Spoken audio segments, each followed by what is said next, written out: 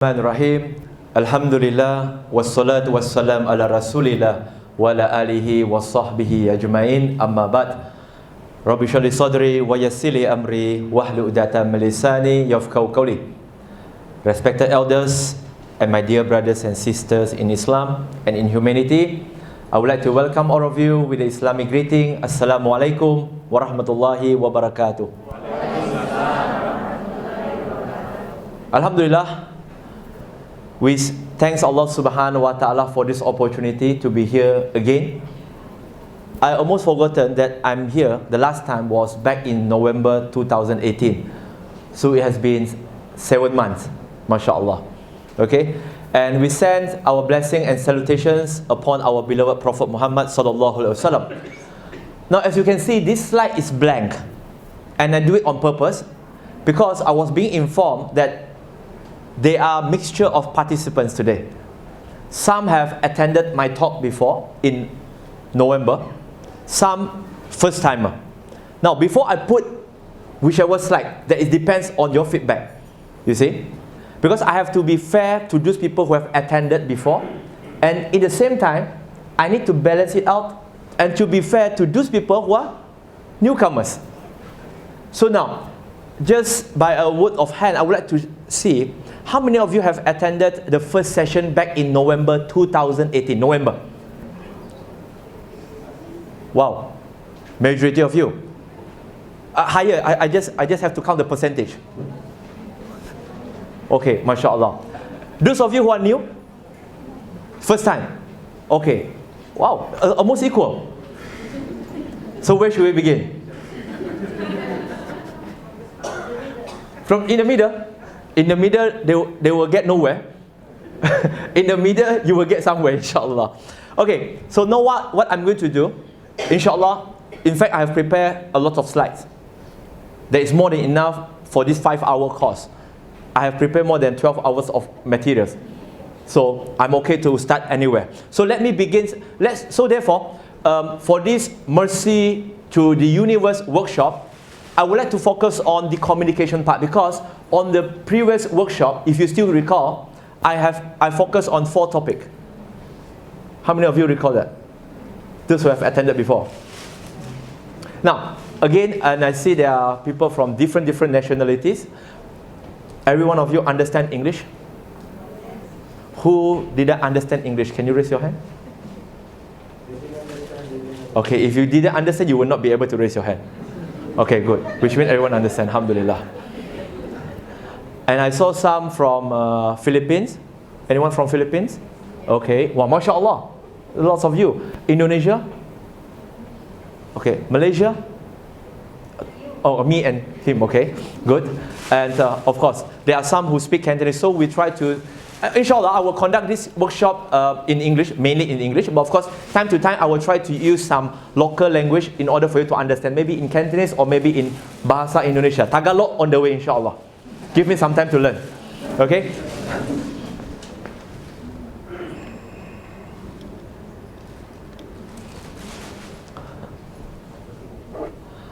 Okay. Brothers and sisters. The previous topic, the previous workshop, I have shared 4 topics. Okay? Namely, I'm talking about, is it too dark that they cannot see me? I'm dark enough actually. Yeah. That's cool? Okay? Now, the previous session, workshop, I have shared about the characteristic of the Prophet ﷺ towards non-Muslim, if you still recall. How the Prophet treat the non-Muslim during his time in Medina. Recall the topic? If you didn't recall, no problem. The slide is still with IU. You can ask the slide from them, inshallah. Number 2, I also share with you guys about that Islam under attack. That topic, Islam under attack. What is the solutions? Number 3, I'm sharing with you guys about how to neutralize the attack on Islam. And number 4, we didn't manage to start because time is running out. So there's supposed to be 4 topics. But today, this workshop, I'm going to share with you guys about the effective communications in da'wah. Now let me ask you some questions, brother and sister. What is the most difficult things in da'wah? What is the most difficult things? Come on, as you know, this is going to be a very interactive session. I'm not going to be the only one who will speak today. You guys are part of my co-speakers. What is the most difficult thing in da'wah? Pardon? How to begin. Okay, good. What else? Okay, intentions. We are not talking about something in inner, later part, but during the process, something that you can see. The mindset of the person. If that person is really willing to understand, or if he is critical mindset. Okay, good. Anything else? Pardon? Approach. Yes. Make them curious about Islam. Make them curious about Islam. What else? Choice of words. Now, do you realize, my dear brothers and sisters? Okay. I've got one more. How social you are with non-Muslims. How social you are with non-Muslims? Yes. Well, now, do you guys realize all of your issues that you think is the most important thing in da'wah? Everything, every single thing that you guys share with me just now is related to communications. Do you realize that? How to begin, how to talk to them, how social you are, you know, how curious they are, how can I make them curious about Islam? Isn't that related to communications? Yes. And the most difficult part is to communicate. Sometimes we, with our spouse or with our family members, we have difficulty in communications, even with our children. So this topic, despite I have mentioned, is about effective communications in da'wah. But rest assured, my dear brother and sister, you will also learn how to communicate with your peers, with your spouse, with your family members, with your children, and everyone, inshallah. Now, there's going to be a lot of questions, series of questions, in order to get you guys warm up. You know, you just cannot go to the court and start playing. Just like yesterday, we went for basketball without any warm up, and I got injured. Just like that, because I didn't do my warm up. Now, what do you expect from your prospect when you're communicating with them? What do you expect from them? What do you expect from them, brother and sister? Pardon? Question. Okay. I'm not sure what is the problem there. Again? They will debate. They will debate. Yes. You are expecting they will debate you? Yes. Okay. What else? Undivided attention. Undivided attention. Good. How do they accept or realize what you are talking about? Okay. Good. Now, what do you expect from them? Put this in mind, because whatever that you're going to say, you will see something miracle will happen. Because the next slide is all about your answer. I didn't do it now. I have done this for the past 2 years. What do you expect from the prospect in your da'wah, in your communications? What else? Questions. What else? Just now, attentions, questions, reactions. Make them think. Good. The second question is that what is the similarities between an interesting talk and a good backbiting session? What is the similarities between that? Have you ever backbite people? Yeah. Astaghfirullahalazim. And you're so proud to acknowledge that. Yeah, I'm proud of it. Yeah, I'm proud. Yes, I've done it. I'm still doing it now. Okay, now, have you ever involved where, na'udzubillah, hopefully it's not you guys, that some of your friends are backbiting and they are talking about somebody else? Have you ever attended a talk which is very interesting? Yes. Now, what is the similarities between these both? Okay, yes, sister. A good story. A good story. A narrative that is memorable. Okay, memorable, narrative, stories. What else? How? Attention. Attention. Who is giving attention? The one who is backbiting or the one who are listening to the backbiting? Both. Both. Okay, cool. What else? You see, I'm going to ask you guys a lot of questions because we are talking about effective communications in da'wah. And we have to start communicating between us. If we are not communicating right now, how can you apply what you have learned later outside? What is the similarities? What else?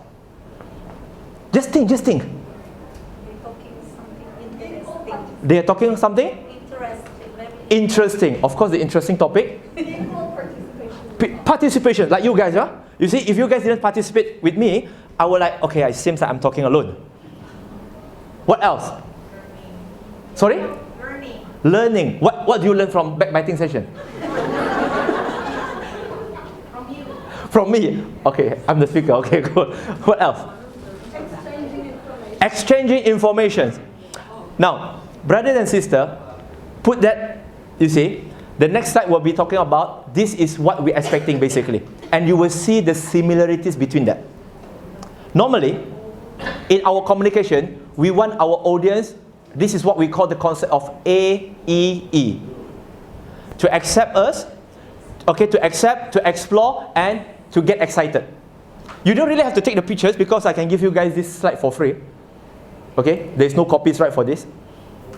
It's for free. You guys can take it later, no problem. Now, accept, to explore, and to be excited. What do I mean by this? And then later, you will try and relate back to your communication skill. To those interesting talk that you have ever attended before. To those backbiting session that you have heard before, that you involved before. Hopefully, we are not the one who backbite. Let's look at this. In communications, we want our audience to accept us. Am I right? If they didn't accept you, how can they accept your idea? First and foremost, is it the idea or you? Which comes first? You. Us. When we talk to people, you see, have you ever encountered a con man before? How does the con man dress like? Like a beggar or look like a professional like me today? Like Firdaus. Astaghfirullahalazim. A con man, they will dress very well. Am I right? Are you going to be conned by someone who didn't dress properly? It's very difficult to be conned by people who didn't dress properly because their outlook will not be able to convince you. You see? So the first and foremost, when we come to communications, is about we want people to accept us. When they accept us, okay, now you tell me what you have to share, which means our idea. We hope they will accept our idea later. So we will be more focusing about what can we do rather than what the prospect will do. Because too often that I realize when it comes to communications, we always focus about the other party. We forget to focus on ourselves. Because the one who's going to initiate is you, is me, not the other party. We cannot control what other people are going to think, what other people are going to react. But we can control how do we respond back. So I will be focusing more about ourselves. So number one is to accept us and then accept our ideas. And then to explore. Now, to explore the contents. Backbiting session, they always start with a good topic. Normally how they start the backbiting session? Oh, nobody know now. Normally how they will start the backbiting session? They will say, hey, I'm going to tell you a very interesting story about so and so. Now, the topic and the subject is there. Oh, what about him? What happened to him? Hey, you know this guy? Yeah, I heard about his name before. I tell you something. But I tell you what, this is not a backbiting, you know. They already preconditioned by telling you this is not backbiting. You get what I mean? There must be a topic, contents. And then, the experience. Like for example, have you ever listened, attending a talk by a good speaker where you feel like 4 hours, 5 hours, 6 hours is just like 1 hour? You feel like you want more. What makes you think that you want more? Have you ever attended a talk where you feel like, oh man, when this is going to end? You have that, right? What is the difference between that? Because number one, I'm not going to name anyone. time to time, you will have speakers who come to you. You don't even know who he is or who she is, and then out of sudden, and he or she might not even introduce what is the topic, and then they will immediately go and talk, and then, okay, that's the end, my dear brother and sister. And we were like, what is the topic again? You are lost. So you didn't have the chance to explore together with them the contents and the experience. Isn't it normally, when we communicate with people, we want people to experience it, to go through with us the journey? That is what we want. Okay? Now, and then to be excited to change. When someone backbites someone, what is their main intention? What do you think? What is the main intention when they backbite about someone? Besides to have fun, they want to discredit the person. When they want to discredit the person, why they want to discredit the person? So the listener will change their attitude toward the person that they backbite. Isn't it that most of the time the case? What is the intention of a speaker when they tell you a certain topic? That topic, you might not like it because it deals with your problem. It deals with your ego. But what is the intentions of the speaker? So, the way he share, the way he's going to share with you the entire story or the entire talk is about to get you excited to change, to become a better person. Now we are talking about how to influence people. And we are related to the choice of words again later, inshallah. And then excited to practice. To practice what they have just shared. You know, this guy is so bad. Either true or false, just because that particular speaker or the one who backbite, the way they express themselves, they look so excited. Have you ever heard someone who are backbiting and their face expressions is just nothing? This is not interesting. But the way the person backbite will be like, how they will look like? How they will look like? Their face expression. When they tell you the subject, you will realize their eyes is a bit wider. I tell you what, they will open wide. You see, their face expression. You just imagine, I'm going to talk to you about this guy, and the eyes is like sleepy. You are not interested to the session. No. So normally the face expression, the way they share with you, very enthusiastic. They will not like, yeah, and very flat tone. No. They will get very excited, and the intonation will be up and down, and the choice of word is very precise in order to capture your attention.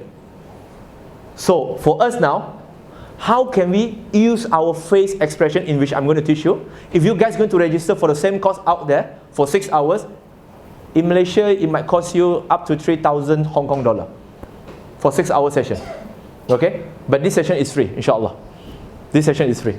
Yeah? So you're going to learn how to use your face expressions, how to use the right words at the right time to the right person. Because that is what we call as hikmah. So far, everyone clear? In communication, we expect A, E, E. Accept, explore, excited. If there's a revert coming here in front today and share their experience, normally, you have already accepted him or her. And then, normally, you will pay more attention to their story. And then you realize sometime that when you listen to a revert story, unknowingly, tears start to flow down. Why? This concept. Because at first you have already accepted them. Oh, revert, wow, mashallah. I want to listen to her story. I want to listen to his story. And then when he talk about, I was brought up in a so-and-so family, I was this religion, my perception about Islam is like this, then we are like, yeah, oh. You keep on following that. Okay? You keep on following that, and then you say, my turning point is that when I met an accident. What happened? It's like you want to find out more. What happened after you met the accident? What happened? Did the angel come to you? You see, you want to listen and you start to explore his or her experience. And then when they talk about, the moment when I make my shahada, and then they recite, Ashhadu an la ilaha illallah wa ashhadu anna Muhammadan Rasulullah, and I cry. Some of you will feel as if you are the witness for their shahada. And then right after that, they might not be a professional speaker. After listening to someone sharing their journey, you will have the feeling, if it's a good talk, you will have the feeling excited to change yourself. How many of you changed to become a better Muslim after listening to other people's stories? Yeah? I know a lot of them. I know a lot of them. They are good Muslim, but then right after listening to other people's story, they determined to change to become a better person. And this is a flow actually. So are we clear so far? Why you guys look like sleepy or serious? I'm afraid. You guys too serious. Those of you who have attended my talk before, you know that I'm not that kind of so serious speakers. Okay? Sometimes I will crack some jokes, sometimes I will ask you guys, so sometimes we will just interact with one another, inshallah. Okay. Now, 3 types of communications. Hopefully we know. If we do know, no problem. I will just share with you guys. Verbal is something that the choice of words and so on and so forth, in which I will demonstrate later, inshallah. Because later we will do some role play and I need some of you to participate. Okay? No worry, no worry. I'm not going to test you guys. It's just a role play to show to you guys how can this thing work. How can you do it yourself too? And you can talk to the person next to you. Yeah? And then non-verbal is your body language. Okay, I don't think I'm at the right spot. Okay? Non-verbal. And number 3 is writing. Today we are not going to focus on writing. We are not going to focus on writing. We will be focusing on verbal and non-verbal. Because the most difficult part in da'wah is how to start a discussion. You just cannot out of sudden, bro, I want to talk to you about Islam. I think that guy will run away, man. You just can't. But out of nowhere, how can you divert that conversation, whatever conversations that you have, into the topic of Islam, into the topic of religion? There is a way. I don't really teach you guys about how to answer questions. That is the easy part. A lot of us attended training or workshop that provide answer to the common questions, which is good, alhamdulillah. But I realize our problem is not in terms of answering questions. We have the answer to their question, but the problem is they are not questioning you. The problem is they are not questioning you. They are questioning people out there. And yet, we do not know how to approach them the right way in order for them to listen. Because the objective of da'wah, meaning, is to convey the message to people. So, we're going to focus on that. How can we start the discussion? How can we initiate a discussion out of nowhere? Out of nowhere, we can talk about religion, we can talk about God, we can talk about a lot of controversial topic, inshallah. WBhg in communication, WBhg is what we call as visual, auditory, and kinesthetic. Anyone of you have learned this technique before? Visual, auditory, kinesthetic, especially teacher. You have learned this. Now, I'm going to relate this to Islamic teaching. Did the Prophet ﷺ use all this technique? One is by visual learning. Okay. Secondly is by auditory learning, listening. Thirdly is by kinesthetic, doing it, action. Did the Prophet ﷺ do all these things?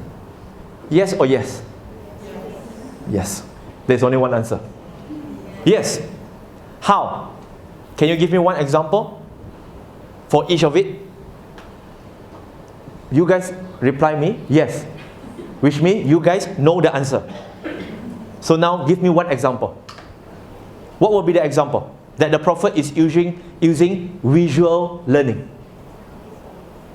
Example, just an example. Anyone?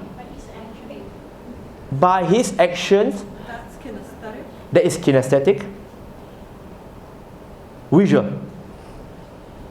There is something that is unseen, but how the Prophet ﷺ visualized to the companion radiallahu anhu. How? I'm going to ask a lot of questions. Remember? Okay, you guys, don't worry. We try to make it easy for everyone. I don't want to make this workshop as if like you guys are in a test that I keep on questioning you guys. No. Okay, simple. Visual learning. Just imagine, okay, there is a whiteboard there, but I'm not going to use it.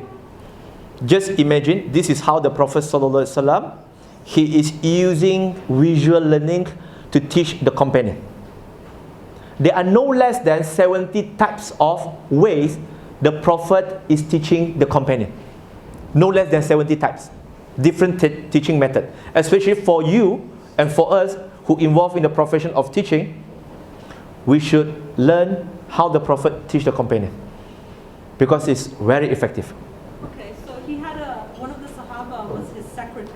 Okay. He only allowed his so-called secretary to write the ayah of the Quran, but not the hadith. Okay. So visual learning is them reading Yep. the ayahs of the Quran. Ubay bin Ka'ab. You're referring to Ubay bin Ka'ab. Yes, one of the memorizers of the Quran. Yes. So this way people were able to distinguish between the ayahs that were revealed by Allah versus hadith. So that was visual because they were reading the ayahs. That is not really the visual. The fact that the Prophet ﷺ is asking other companion to write down the surah, the ayah that was revealed, because the Prophet himself, he cannot read and write. Even when the Prophet ﷺ, he wanted to send a letter to the Emperor of Rome, he asked Ali bin Abi Talib radiallahu an, the companion, to write on behalf of him. Now, let me tell you the visual. Okay? One day, the Prophet sallallahu alaihi wasallam, he saw a ship. Okay?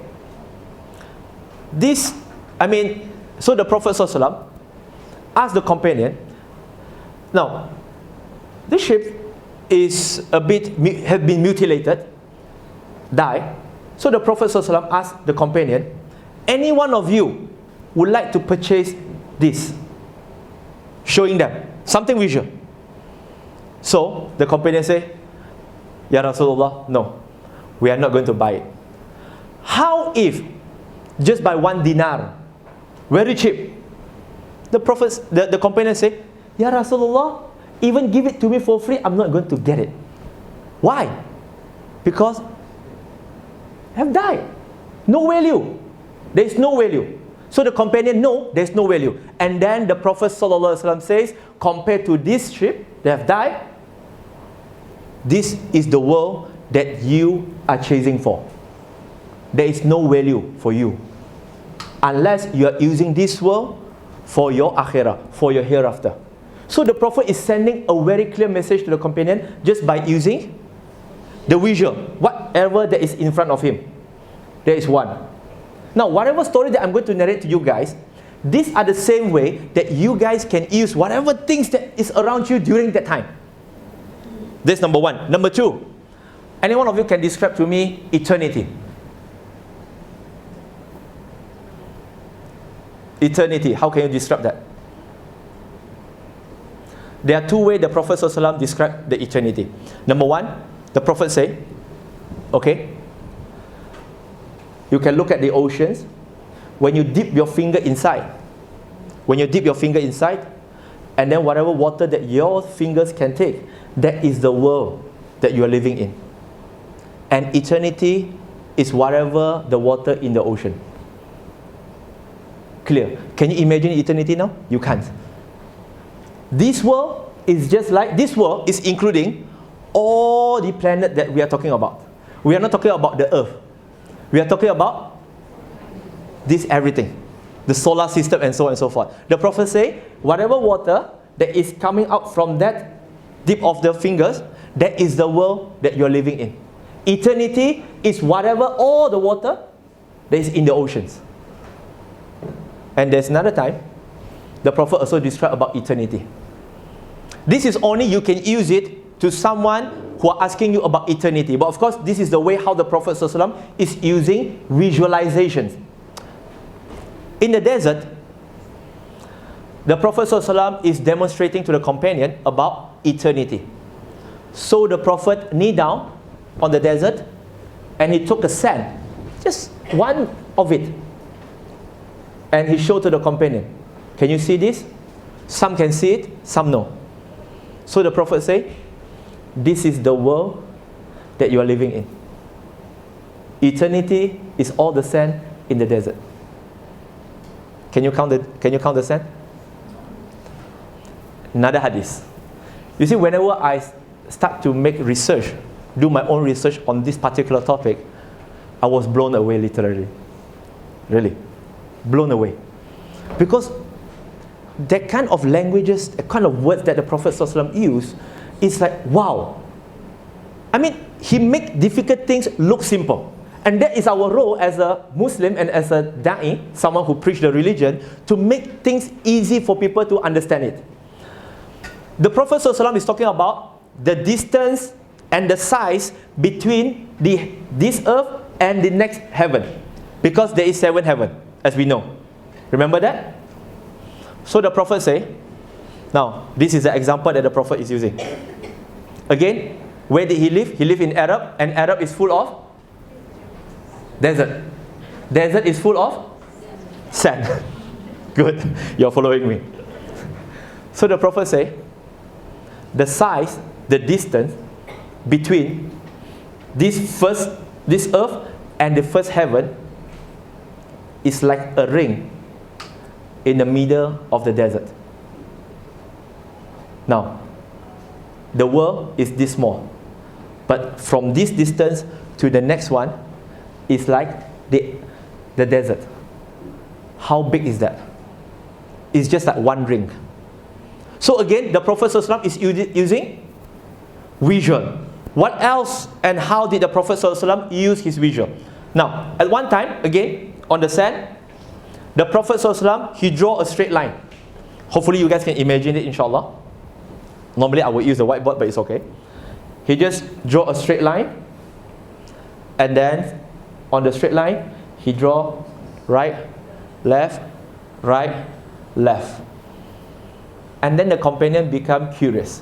They ask the Prophet ﷺ, O Messenger of Allah, what is this? So the Messenger of Allah ﷺ, he replied and he say, the straight path is a siratul mustaqim that I'm guiding you guys to. Those branches on the right and on the left is along this siratul mustaqim, the straight path. They are Iblis, the shaitan, the devil that will call you guys and try to seduce you guys, and by following them. Whosoever who follow their whisper will go astray from this siratul mustaqim. So hold tight to it. Simple example from the Prophet. Simple. One last example of visualization. And this is the way how we're supposed to teach our children too. How we're supposed to educate other people about Islam. Okay? The Prophet ﷺ, he draw a box, a square, and then from inside the box, the Prophet draw a long line from inside to outside of the box. Again, the companion is curious enough to ask. That's why we also owe our religion to the companion of the Prophet ﷺ. Because they ask good questions, therefore today we have good answer. So the companion asked, Ya Rasulullah, what is this? They don't try to guess, Ya Rasulullah, let me guess. They will not try to guess in the matter of religion when they know the Prophet is the one who knows better. Just like us today, when it comes to the matter of religion, we will not try to guess. I think should be okay, right? I think this is halal, right? I think. When you say you think, what does that mean? When you're not sure why you are doing it. You see? The principle of the religion is very simple. When it comes to a moment that you start to use that kind of word, like, I think there's nothing wrong with it. I think it's okay. When you say you think, which means you're not sure. It's like, hey, bro, which way should we go? I think it should be that way. Trust me, don't. When your friend is replying you by saying, I think that way, which means they are not sure too. So when you follow their path and you reach the way, bro, this is not the place, man. Yeah, I told you, I think. I'm not sure myself. But the companion of the Prophet ﷺ, they never guessed. What they did was, they asked, Ya Rasulullah, what is that? So the Prophet said, the square box is our time in this world. It's our time in this world. The straight line from inside the box to outside the box, that is the dream and the ambitions of human being. But unfortunately, their dream has been overtaken by their death. Which means sometimes we have so much. We want a lot of things in this world. We want to achieve this, we want to achieve that. But sometimes unknowingly, and sometimes without us preparing for that, and then we just pass away. Someone, if you ask someone, if they can come back to this world again, if you were to ask them, what other dream do you have? They will tell you, oh man, I need to be a billionaire, I need to be a millionaire, I want to travel to this part, I want to travel that one. But unfortunately, they die before they achieve their dream. That meaning that it's okay to dream. Islam allows you to dream. Islam allows us to have ambition. But always put your view, put your sight, preparing for the hereafter. That's why the Prophet ﷺ, he keep on reminding us, always remember the destroyer of all pleasure. What is that? Death. Because the moment we die, all the pleasure destroyed. All the money, all the cars, all the bungalows, all the condos that you want, you no longer can enjoy it. So therefore the Prophet ﷺ is talking about preparing for that. That is visual, drawing, and so on and so forth. How can we apply in da'wah anyway? How can we apply in da'wah? I've been sharing a lot of analogy. Don't look at me, there's no answer here.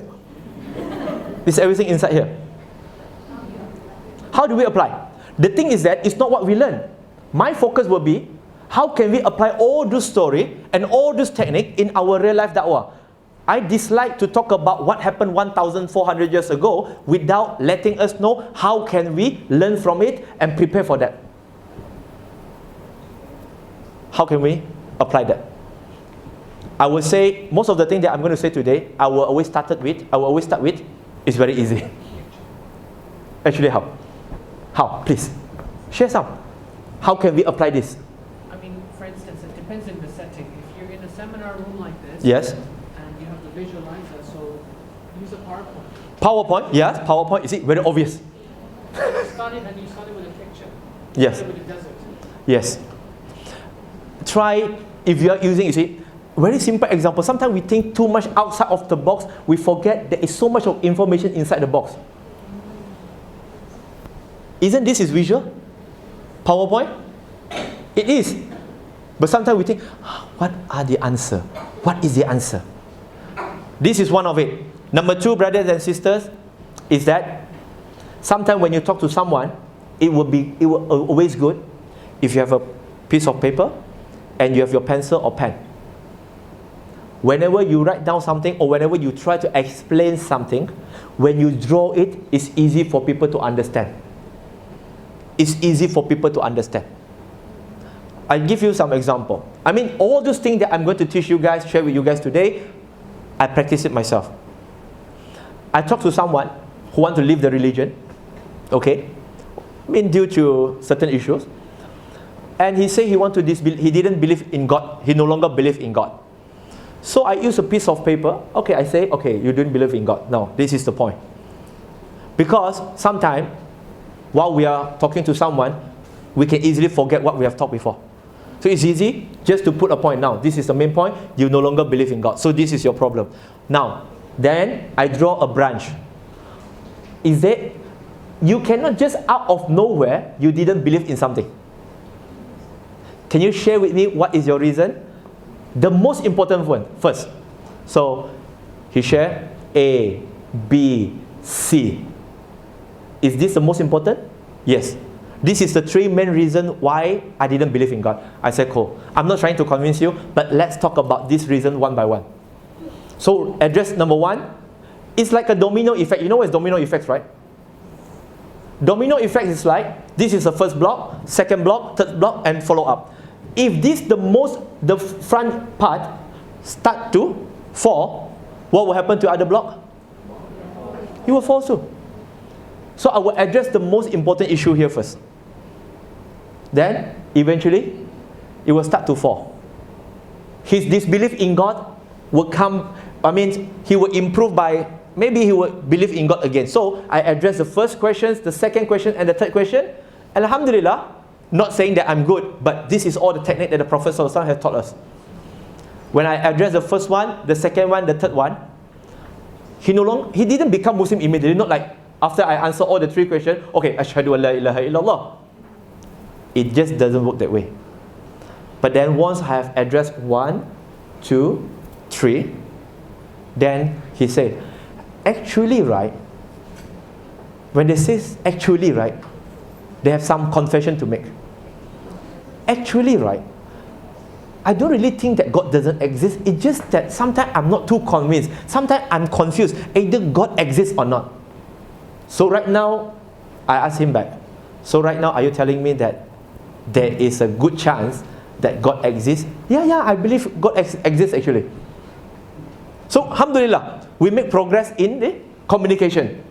We must always remember, brother and sister, when it comes to communication, it's a long process. Whatever that I'm going to explain to you guys today, it will seem like few minutes kind of conversation, but in fact it will be few hours conversations. So far you get? Okay, no problem, should be okay. The camera should be still okay, because they are streaming this live around the world. Yeah, no worry, it's okay. So are we clear on the visual part? Okay, it seems like not clear. Are we clear?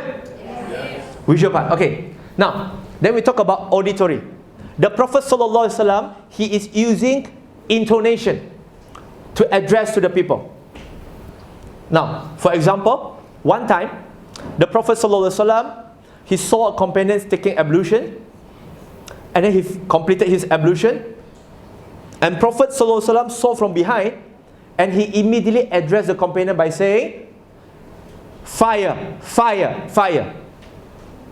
The Prophet didn't mean there is a fire, but the way the Prophet said it, he raised his voice. He's by saying, fire, fire. And then this attract the attention of the companion, and the companion looked back. Ya Rasulullah, what is the matter? And then the Prophet ﷺ, he said, whichever part of your body that did not cover properly with the wudu will go to the hellfire. Now, how did the Prophet ﷺ get their attention? Something first. Like when you want to talk to someone, this is where the Prophet ﷺ is teaching us. When you want to talk about an important subject, you should address the prospect first. Like for example, I will not proceed to my next topic until I get acknowledgement from you guys. If I want to talk to some of you, like for example, sister, what is your name, sister? Amira. Okay, like for example, if I want to address Amira, I will say, Sister Amira, you are here with me? Yeah. Okay, when she acknowledges, I have something important to tell you. You get what I mean? And these are the same technique that Allah subhanahu wa ta'ala is using in the Quran too. Ya ayyuhallazina amanu. Allah is addressing who? The believers. There are certain time, Ya ayyuhan nas, inna khalaqnakum min zakari wa unsa. All mankind. Allah is addressing different people, different group, by addressing them first. Surah Al-Hajj, chapter 22, verse 73. Allah subhanahu wa ta'ala is addressing mankind by addressing them, O mankind, Ya ayyuhan nas. Okay, now Allah is calling me. What's up, man? You know? What's up? So when Allah says Ya ayyuhan nas, then Allah subhanahu wa ta'ala follow with listen properly, listen carefully on this analogy, about this analogy. Allah going to tell you an analogy. Allah will tell you an analogy. Allah have a story to tell you. Listen carefully. So Allah is telling you, listen carefully. So address the person first. So if you want to talk to your prospect brother and sister, sometimes don't just continue to talk just like a bullet train. Sometimes when we communicate like a bullet train. Either that person is paying attention on us or not, we didn't even care. What we care during that time is that, let me finish my answer first. Let me finish my lecture. It is not important how long is your lecture. Are they paying attention to you or not? If you want to talk to your children, do you realize sometimes your children didn't really listen to you? Why? Okay, I just asked the sister easy. The sister have a lot of experience. Sister, whenever you talk to your husband, how many times have you talked to them before they make the action? How many times? Okay, many times. I know, many times. 2 times also many times. But how many times? Roughly. 5 to 10. MashaAllah. How about you guys, sister? How many times that you have to talk to your husband before they start to change? Before, like for example, you ask them to buy something. How many times that you have to talk to them before they go and buy it? 10 times. MashaAllah. How many times, sister? 10. You know why? Do you know why? I never know you guys, but let me guess. Normally, you will start not by addressing his name or his title as a husband. You will say, go and buy these things, do these things. You know what is the problem with this way of communication?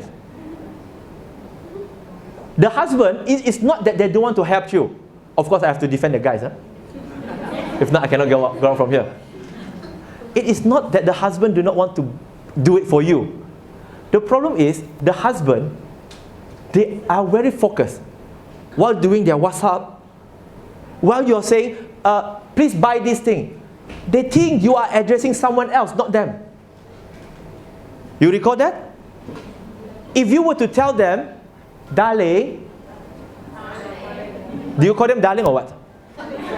Darling, honey, baby, darling, yeah. But again, if you address the same thing to your children, they will think, okay, that is not me. Okay, that's not me.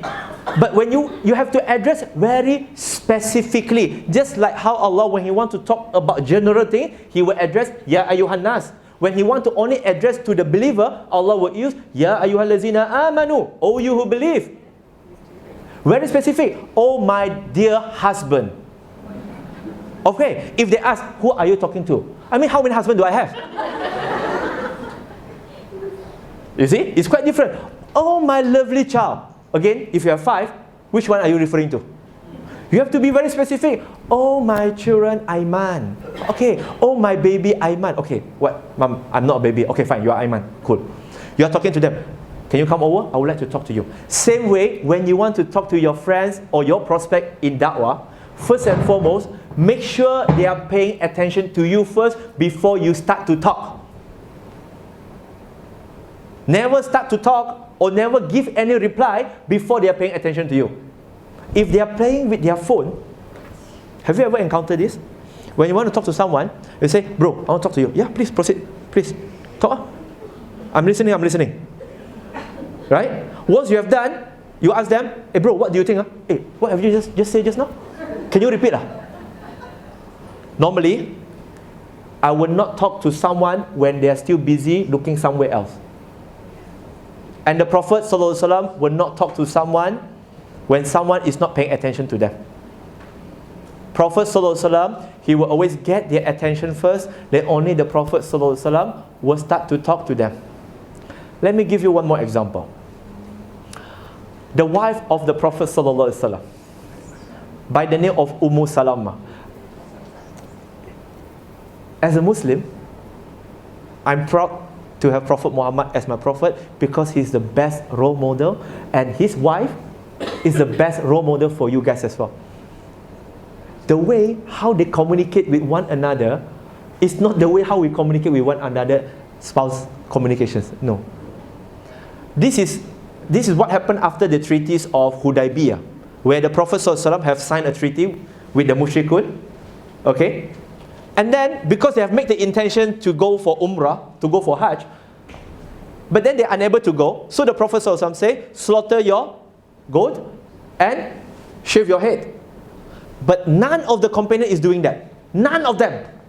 They are not doing it. Then, this wife of the Prophet, by the name of Salama, they are outside of the camp. Salama, she went and approached the Prophet. And what? Let me make a guess. How did Salama address Prophet ﷺ? Okay, if you guys, you have been married with your husband for 20 years. Initially, when you first married for the first week, what you will call him? Darling. Oh, mashallah, you see the tone will be quite different. Darling. Okay, after 5 years? Darling. Okay. After 10 years? Ling. The da gone. The da gone. Now only Ling. After 15 years? Ing. The L gone. After another 1 year? No more. Your child start to grow up. You will start. Hey, the father, come. Hey, 佢嘅老豆啊，過嚟啊。You will ask. No, you no longer address as 老公, darling, baby, no longer. All the darling become Ling, and then Ling become Ing become Nothing, right? But, mashallah, look at the Prophet sallallahu alaihi wasallam, Salama, she went out, and the Prophet was outside of the camp, the tent. So the Salama, she approached the Prophet, and the best title for the Prophet, yes, he is the husband to his wife, but he is a messenger of Allah, and the title of Rasulullah is higher than the title of husband. They never address the Prophet ﷺ as, oh my hubby, no. Oh Nabi, no. They always address him as Ya Rasulullah, because that is the honor that Allah subhanahu wa ta'ala have given to them. So she went and approached Prophet ﷺ, Ya Rasulullah. You see the way how she talked, huh? Of course, she learned it from the Prophet. So she said, Ya Rasulullah, can I talk to you for a while? She asked permission first. If us today, when we saw our husband doing something wrong, what we will do? Without asking permission, 我都幫你講㗎啦，唔好咁樣做啦。Right? I told you already, don't do this. Why you keep on doing it? Let's go back to his first wife, Khadijah radiallahu anha. When the Prophet ﷺ just received the revelation, Iqra bismi rabbika allazi khalaqa, and the Prophet is so afraid, and he got fever, it's so cold, and he went back to his house, and he asked Khadijah radiallahu anha, please bring me the blanket. After that, what happened? Did Khadijah brought the blanket? He brought the blanket. After she brought the blanket, what did Khadijah say to Prophet? The Khadijah never say anything first. The Prophet says something. I'm so afraid. Something talked to me just now. Jibril. Now, the Prophet ﷺ have went to the cave of Hira for a few months already. Now, if your husband keep on going to the same cave, and after a few months come back and say, when in the cave something talked to him, what will you say to him? 都幫你講冇去㗎啦，唔聽講，搞出事咯， right? You will start to nag at him. But you know what Khadijah said? Khadijah has so much faith in Prophet sallallahu alaihi wasallam. She say, and during the time he is not the prophet yet. Khadijah didn't know that he is a prophet yet. So Khadijah say, verily Allah will not forsake you, O my husband, because you treat the orphans, you do good to people, you like to help people, Allah will not forsake you. She is there to comfort the Prophet ﷺ when he is afraid. When Salama, we go back to 16 years later, Salama, She asked permission from the Prophet. And this is the way how we should talk to one another. Not only to our spouse, but among friends and to our prospect too. They deserve our respect. So Salama say, Ya Rasulullah, can I talk to you for a while? She wait for the permission. When the Prophet say, yes, anything. And you know the way how the Prophet talk? Have you ever encountered someone that you talk, that when you want to talk to them, and their body is not looking at you? Yeah, talk. Have you ever encountered such person? The Prophet, whenever he want to talk to someone, he would turn his entire body and make sure he face him. Respect. Respect. So Rasulullah SAW, he faced Salama and asked, yes, please, what is the matter? But Salama, she didn't talk. She didn't give the advice yet. She said, Ya Rasulullah, can we talk inside the tent? Because this is outside. You should go back inside. Because this is private matter. And for men, they don't like their spouse, their wife, to advise them publicly. And they will not change. Because mu'minah. So Salama asked the Prophet, can we go inside and talk? And the Prophet said, okay, let's go inside. Inside, then Salama say, Ya Rasulullah, can I give you one suggestion? And she don't even say advice. And you have to understand, men have different ego compared to women. Sometimes whatever that you say is correct, the man will say, let me think about it. But end up they will go and do it. They will say, think about it. Why they want to think about it? Because they don't want to act upon something just because you ask them to do. When they go and do it, and you say, you can see their ego is quite different. So, Salama asked the Prophet ﷺ, Ya Rasulullah, can I give you one suggestion? Yes, what is the suggestion? You see, Ya Rasulullah, you have commanded the companion to slaughter the goat and shave their head. But none of them are doing it. Am I right? And Prophet say, yeah. And then Salama say, Ya Rasulullah, why don't, I will suggest to you, why don't you slaughter your own goat first, and then you shave your own head, and inshallah, they might follow. Now, right after that, did the Prophet ﷺ did that? And the Prophet ﷺ, he immediately go and slaughter his own goat, and he do his tahallul, shave his head, and then the other companion all follow up, and they do the same thing. What do we learn from this story, brother and sister? A lot of things.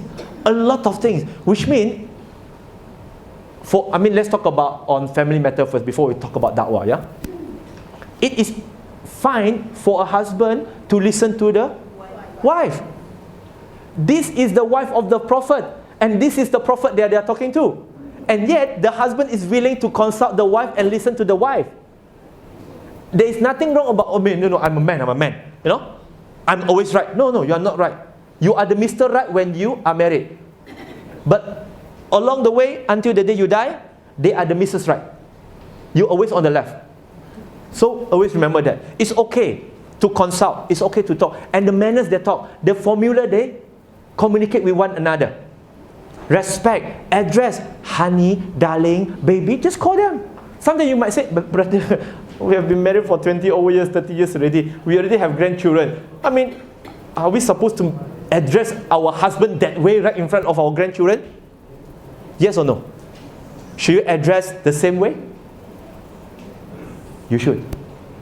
You know why? You are just teaching your grandchildren, or even your children, which is very young, how to treat their husband or how to treat their wife in the future. Today, we call our husband after 20 years, no longer darling, ing also no more. Where do we learn it from? Unknowingly, brother and sister, just try to recall, we learned it from our previous generation. If our mom and dad, they are a lovely couple, until the day 30, 40 years after marriage, they still address one another as Lo Kong, Lo Po, darling, baby. You see, the way we address one another will be quite different. So today we are showing the example. So the same way when we talk to our prospect in da'wah, the way we're supposed to address them, see what is their title. If they are a doctor, so-called, should we address them as doctor? Yes. because there is an honor for them. So honor them, and people will feel honor, and they will like you even more when you honor them. If they are doctor, doctor. If you're professor, professor. That's why sometimes when I talk to someone, I will ask them, so sir, if they sir, so ma'am, how should I address you? Some people, they don't want people to know their title. They will just say, just call me Lee. Oh, Lee. Mr. Lee. Yes, Mr. Lee. Oh, Miss Lee. Some of them, they will specifically mention to you, oh, how should I address you? Yeah, my name is Dr. Lee. Okay, when they themselves mention their name, Dr. Lee, and you keep on calling them Lee, what will happen? They will not listen to you. Because why? Deep in their heart, they think, hey, I worked so hard to get this title doctor, and you don't even mention my doctor. Some people are so allergic, if they have performed Hajj, if you didn't address them as Haji or Hajj, they will not listen to you. So, always try to call them with the best title possible. Best title possible. Hi doctor, hi brother, whichever that they are comfortable with. You get what I mean? Auditory. Choice of word. We will go even further later, inshallah. And then kinesthetic, learning. The Prophet ﷺ say, take your manasik hajj from me. Look at the way how the Prophet did, and then the companion follow up.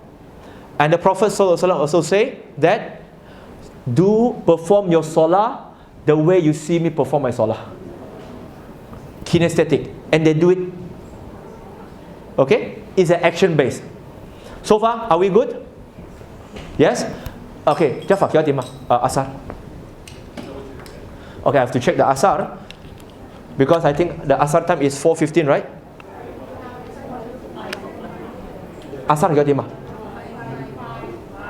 oh, 5:05. Okay, fine, no worry. Now, these are the systems that I want to share with you guys. Those who have attended last year in April, okay, I have shared this as well. But it's okay. During that time, it's not as comprehensive as this one, inshallah. I'm using this IDAR system. It's about how to get their attentions to talk about Islam, to talk about religion, to discuss about religion, inshallah. And bear in mind, brother and sister, you can use this same principle, how to share Islam, how to teach your children about Islam too. Okay? How to attract their interest, and then how to increase their desire, and then how to motivate them to take action, and then how to retain them, how to ensure the consistency is there. Okay? Basics. Now, so far are we good? Are we good? Yes. Good? Okay. Now, unfortunately, brother and sister, every one of us communicates, but few connects. Few connects. Let me show you these pictures. It's me and one guy in South Africa. Let's make a guess. Where did I took these pictures?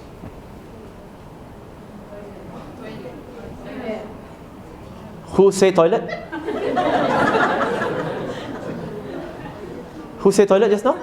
You. You. Oh, okay. Why do you guys say this is toilet?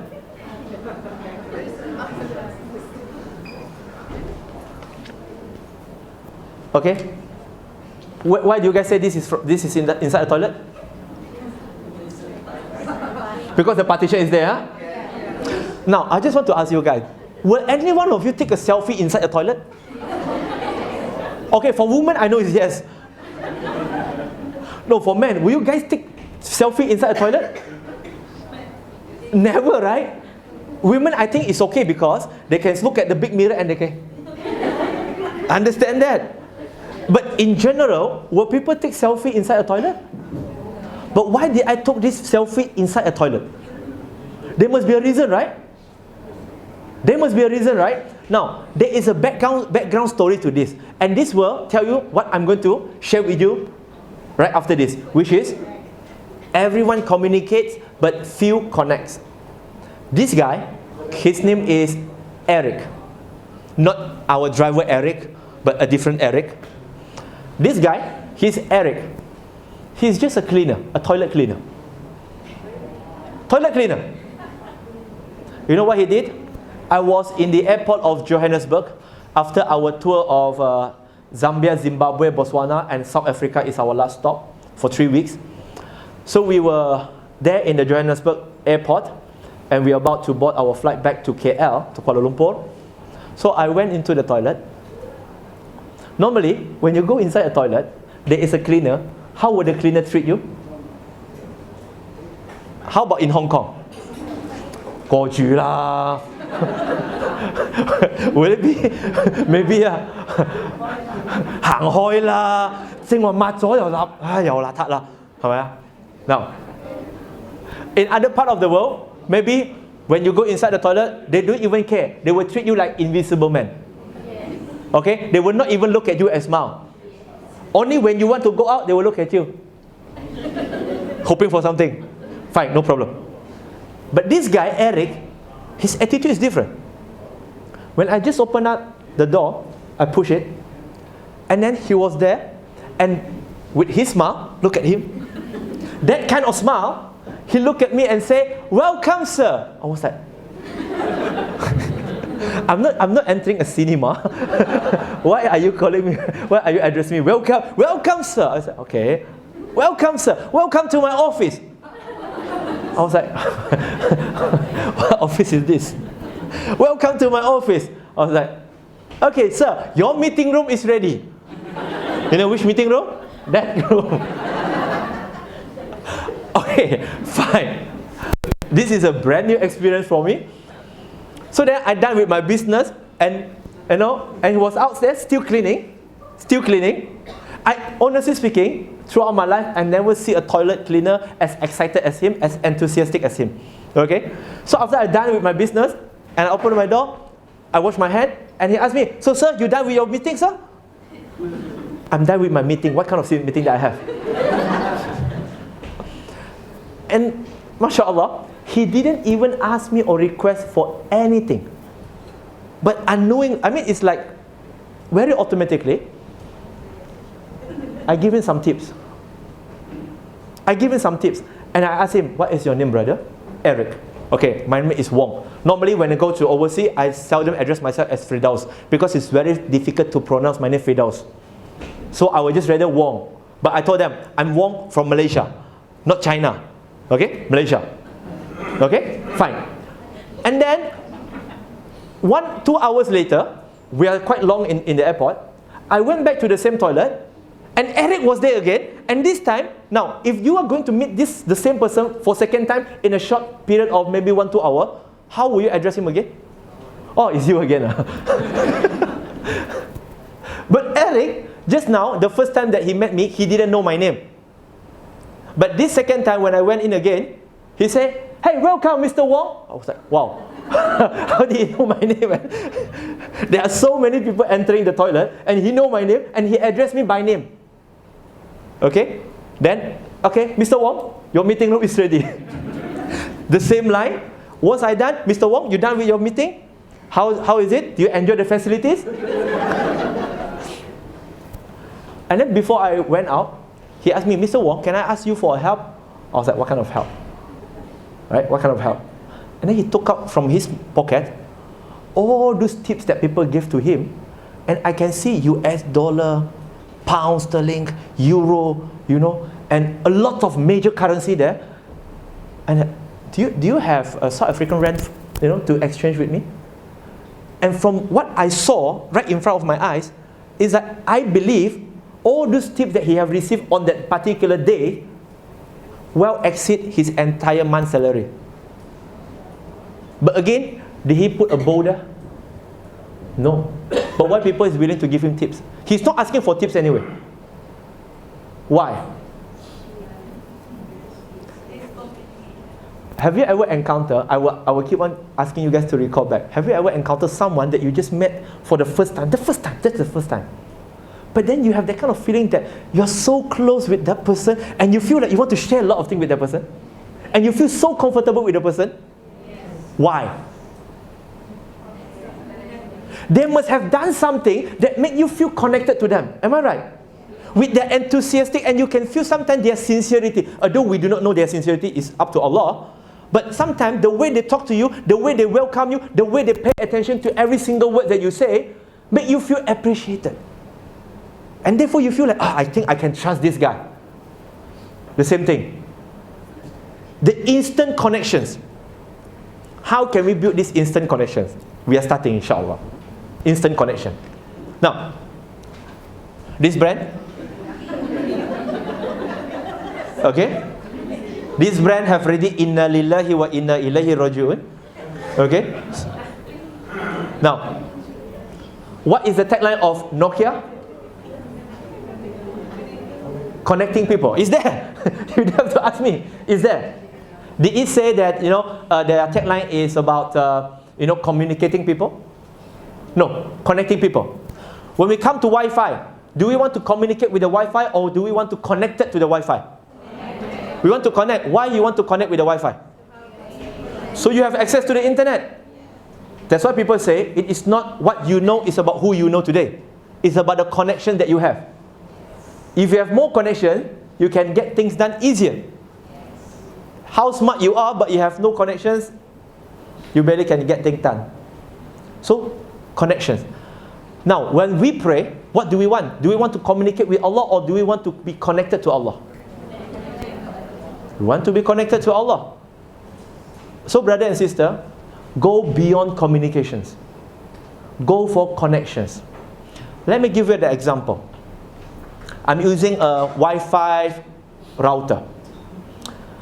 If this is a Wi-Fi router right in front of me, my mobile phone is here, the connection is very strong, am I right? It's very strong. Now, if I go a bit further, 10 feet away, just now full bar, maybe 10, 15 feet away, how is the connection? Just now 5 bar now? Maybe 4. I go a bit further, it will drop to 3. I drop a bit further, it will go to 2 bar. I go a bit further, it will go to 1 bar. Sometimes disconnected. And then when I go a bit further more, it will be disconnected. You have no longer have the access to the internet. Am I right? Why am I telling you this story? Sometimes, for us as a Muslim, don't you feel sometimes it's like you feel so down in your life that you feel like you want to give up on everything? And then sometimes you feel like Allah has forsaken you? Sometimes that kind of thought, well, Allah is not helping me. You know why? The problem is not that Allah didn't help you. It's that when you realize that when you being tested by Allah and you feel so down and you feel like you want to give up, and then you start to recall all these things, what happened in the past 1-2 weeks or 1 month, you start to realize that the quality of your worship have dropped. You are less connected to Allah subhanahu wa ta'ala. You get further distant away from Allah subhanahu wa ta'ala. And that's why when you fall down, you feel you want to give up and you don't want to stand up anymore. Because we are the one who get away from Allah. Not that Allah forsake us. Allah is always there for us. But the thing is that we are staying away from the router. What do you expect? What do you expect? We are the one who choose to stay away from Allah subhanahu wa ta'ala. So this is the analogy that I will give to you about connections. Now, communication, brother and sister, connections is not about you alone. Just now we're going to talk about ourselves. We're going to build how can we build the connections, but it's about others people. We have to know the prospect.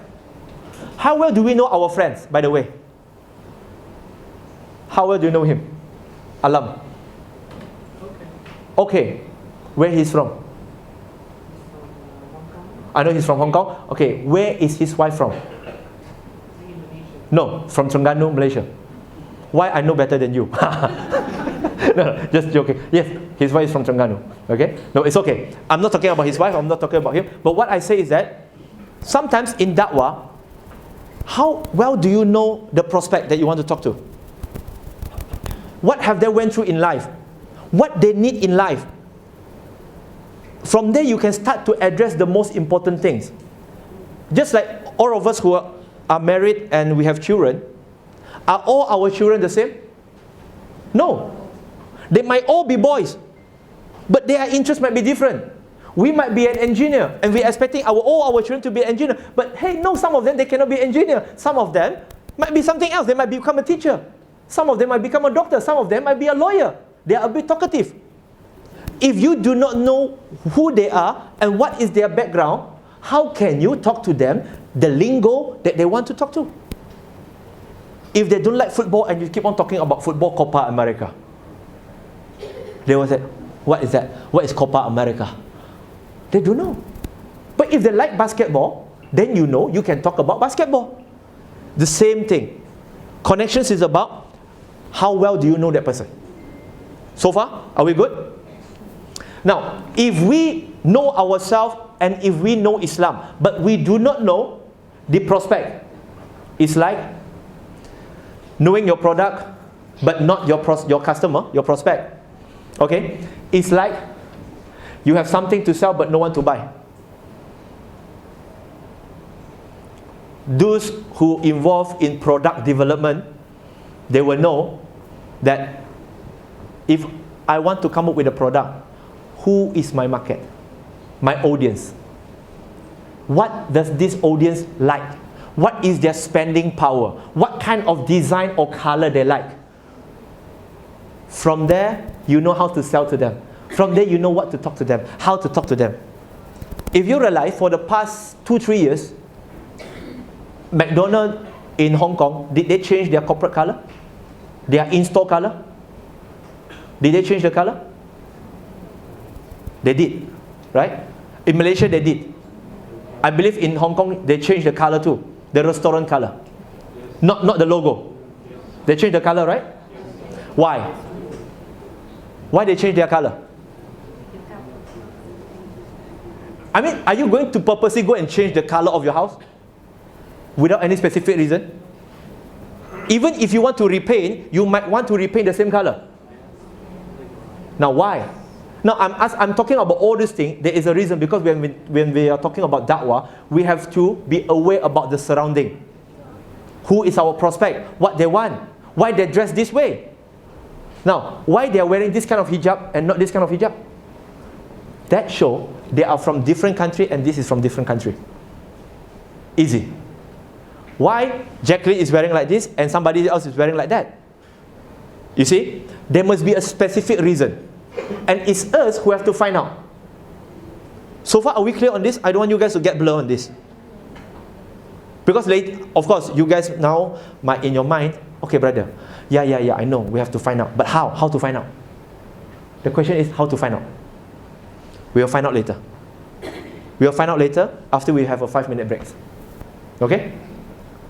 I try not to have a lengthy session for each part, but just take a 5 minutes break and then we come back.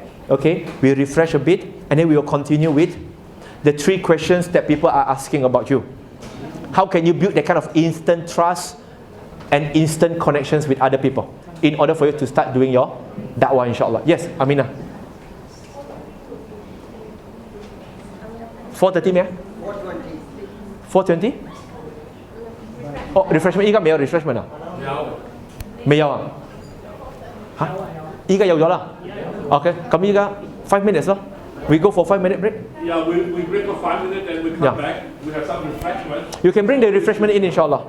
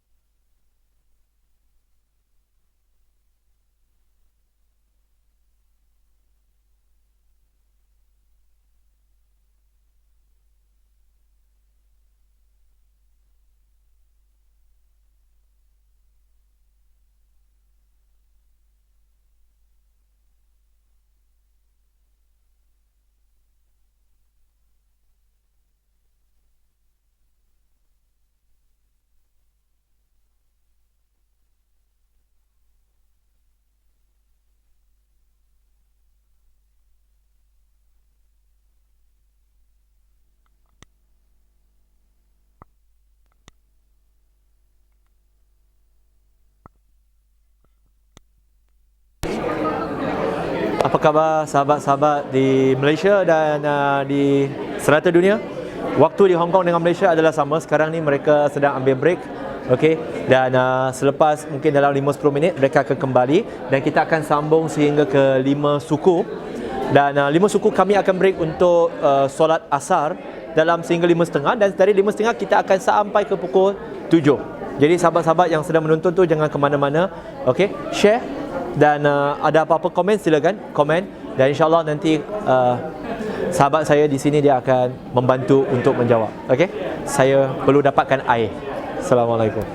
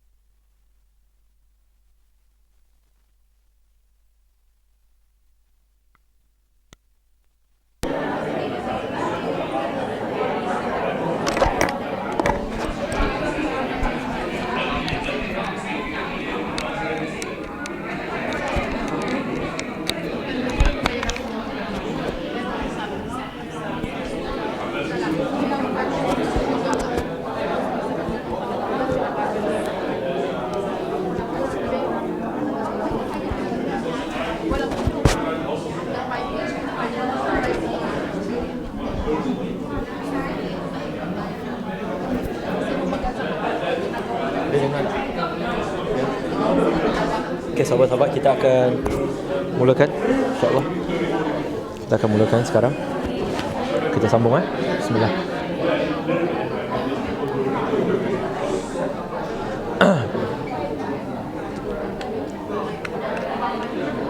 Bismillahirrahmanirrahim. Alhamdulillah wassalatu wassalam ala Rasulillah wa ala alihi wa sahbihi ajmain. Amma ba'd.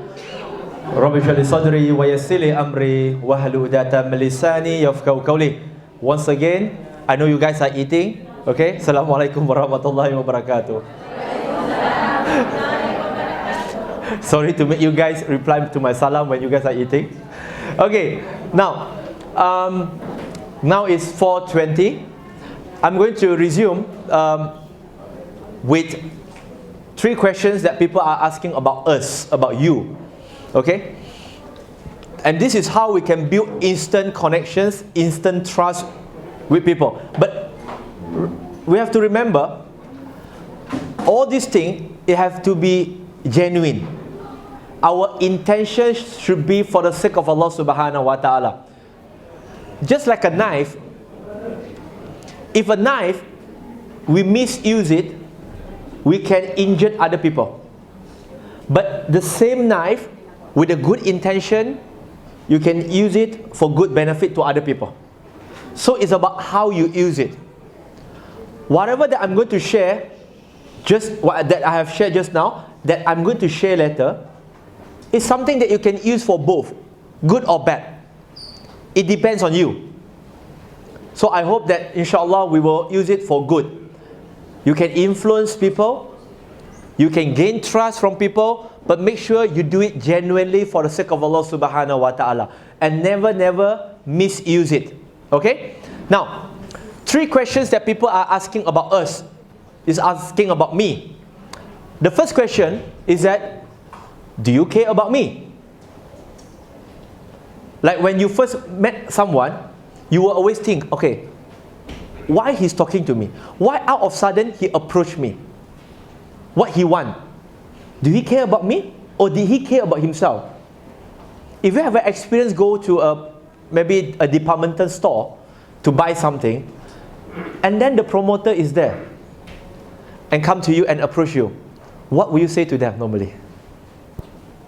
The promoter is here with you. What will you say to the promoter? You will say, "等啦，你行下，我要嘅時候我會嗌你㗎啦。When I need something, I will call you, right?" Why? We feel uncomfortable. Why we are not feeling uncomfortable? Because deep in our heart, we have that kind of thinking. We think, he is not here to help me. He is not here because he cares for me. He is here because this is his job. Or this is her job. And he or she is trying to force her way or his way to get me to buy something that I might not need. So I don't think that she cares for me. But it's quite different when you go to a hospital, a nurse came to you. Will you ask them, no, when the nurse come to you, you always have in the mind is that they care about me. That's why they are here. Now, 2 different scenarios, but 2 different response. So the same thing, when we first approach people to talk about our deen, our religion, always remember, we are not out there to deceive people. We are not out there to cheat people. We are not out there to con people. We are out there because we purely and we sincerely believe this have to come from the deep of your heart. Because we truly believe that Islam is the only religion accepted by Allah subhanahu wa ta'ala. Surah Ali Imran chapter 3 verse number 19. Inna dina indallahi Islam.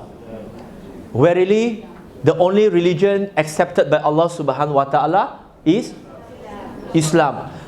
And we have to put in our mind as well that when we share about Islam, because we believe this is the only religion accepted by the one true God, and we want them to become a better person. We are not out there to cheat them. We are not out there to lie to them. But we want, by us sharing information with them, they will make a new decision, and hopefully they will open up themselves, and may Allah guide them. That's it. We just do our part. Just like, when we were young, just a child, maybe 6 years old, 7 or 5 years old, we want to buy a toy. One toy.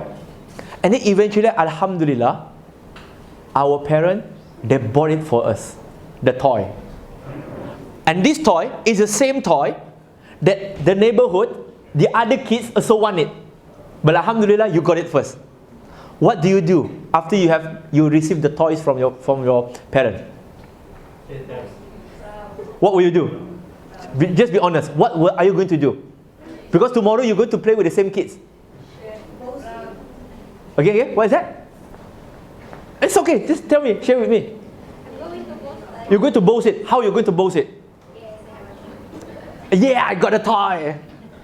What else? What are you guys going to do with it? Share? Are you going to share?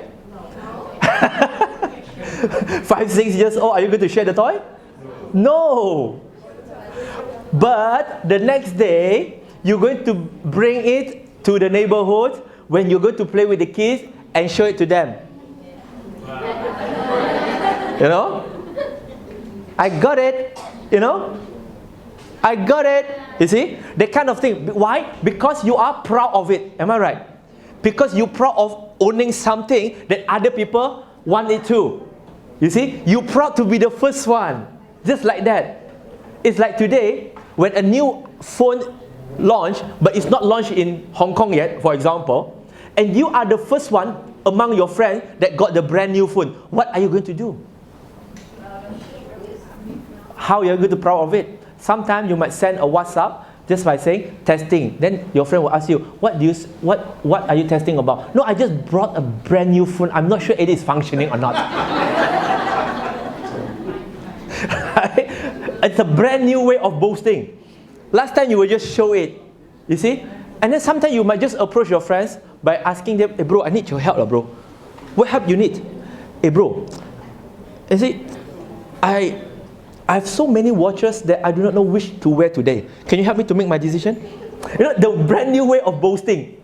I have so many cars. Can you help me to choose one? I have so many. Now, come back to this. It's come back to ourselves as well. If we believe, and of course, inshallah, God willing, all of us here, if not all, majority of us here, we truly believe that Islam is the deen, is the religion that can help other people and save other people. So we should go out, not to boast. Hey, I got it. You got it? No. But we have to go out there and share with people. We have to portray the kind of image that we indeed care for them. I don't want to go to a showroom to buy a car where the salesman only thinking about how to make profit from me. I will be more comfortable dealing with someone, maybe my friend, that I know that he's going to care for my interests. He's not going to recommend a car because he will get more commission. But he's going to recommend me a car that believe that will benefit me. Is it the same way? When we want to buy something, we always look in our phone contact who is our friend is selling that things. Because we know this friend care for us. But if we go to a strangers, I'm not sure, man. Who is that person? So how? Now, any one of you dare to do this?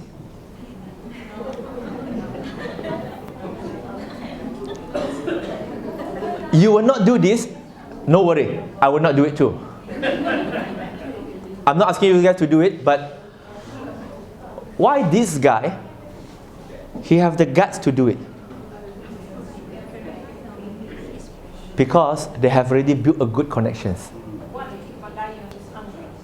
No, they honestly speaking, for someone like him, who is a caretaker of this lion, he know that lion is hungry, he will still go to the cage. Because they have built so much connections between them. Let me share with you this true story. I experienced it myself with the lion. Yeah.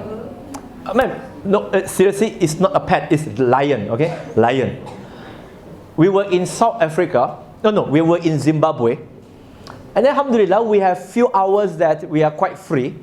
Most of the time when we go for overseas da'wah trip, we don't really have time to go for safari. Okay? No, don't think, oh, you guys go to safari. You guys go for safari? No. We only go there for da'wah and then go back. That's it. So alhamdulillah, we have few hours left. We have few hours extra. That's okay. So the organizers say, okay, why not we bring you guys to a safari, a lion and a cheetah safari. In the safari, there is only cheetah and lion. I say, okay. We say, why not? Let's go. Because in Malaysia, we don't have that. In Hong Kong, I don't think you have that too. So we are same, no problem. So when we reached there, I only saw lion without cheetah. Maybe all the cheetah has been eaten up by the lion. I'm not sure. So we were in the car.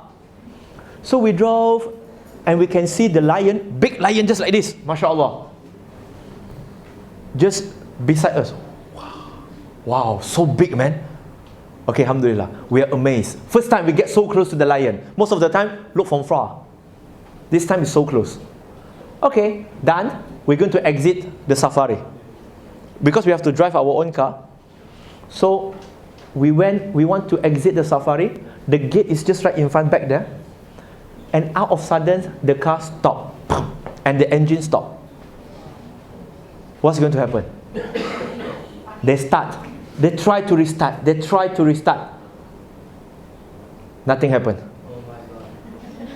The only solution right now is that someone have to go behind and push the car. 6 of us are in the car. Make a guess. Any one of us will go. Who will go?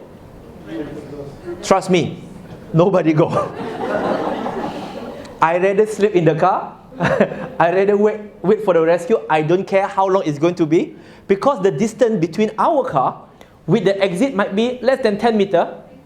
But the lion is a bit further, around 20-30 meters. But 20-30 meters is nothing for them. Who's going to go down? So they will say, no, let's, we do that kind of thing. I said, no, you guys do it, I'm not going to do it. So, but end up, mashallah, of course, there is a security out there. And then the security, they just open up the gate. And 2-3 of them, they are not rushing, They are just walking. Okay, and then they go behind our car, where the lion is behind. They push the car. They just push the car slowly. They just took their own sweet time. And then they push it. Nobody. The lion is not coming. And then they push our car, and then they lock the gate. And we were like, this guy is not afraid. But we are so afraid. You know why? Because that guard, that are the same caretaker that feed the lion. They know the lion will not harm them. And the lion know when the caretaker come in, it's not to harm them, because they know very well, despite they are animal, they know very well that this caretaker always care for them. That's why they are being called as caretaker. Right? Caretaker. They will always feed them. So brother and sister, it's the same thing with us as a human being. When someone care for you, you will always have special treatment for them. Special preference for them. Favorite. You will, the way how we treat them will be quite different. Okay? So now, brothers and sisters, this is what Abraham Lincoln said. He said, if you would win a man to your cause, first convince him that you are his sincere friend. So like when you talk to your friend that you want to share about Islam, you don't have to lie to them. And Islam doesn't allow us to lie.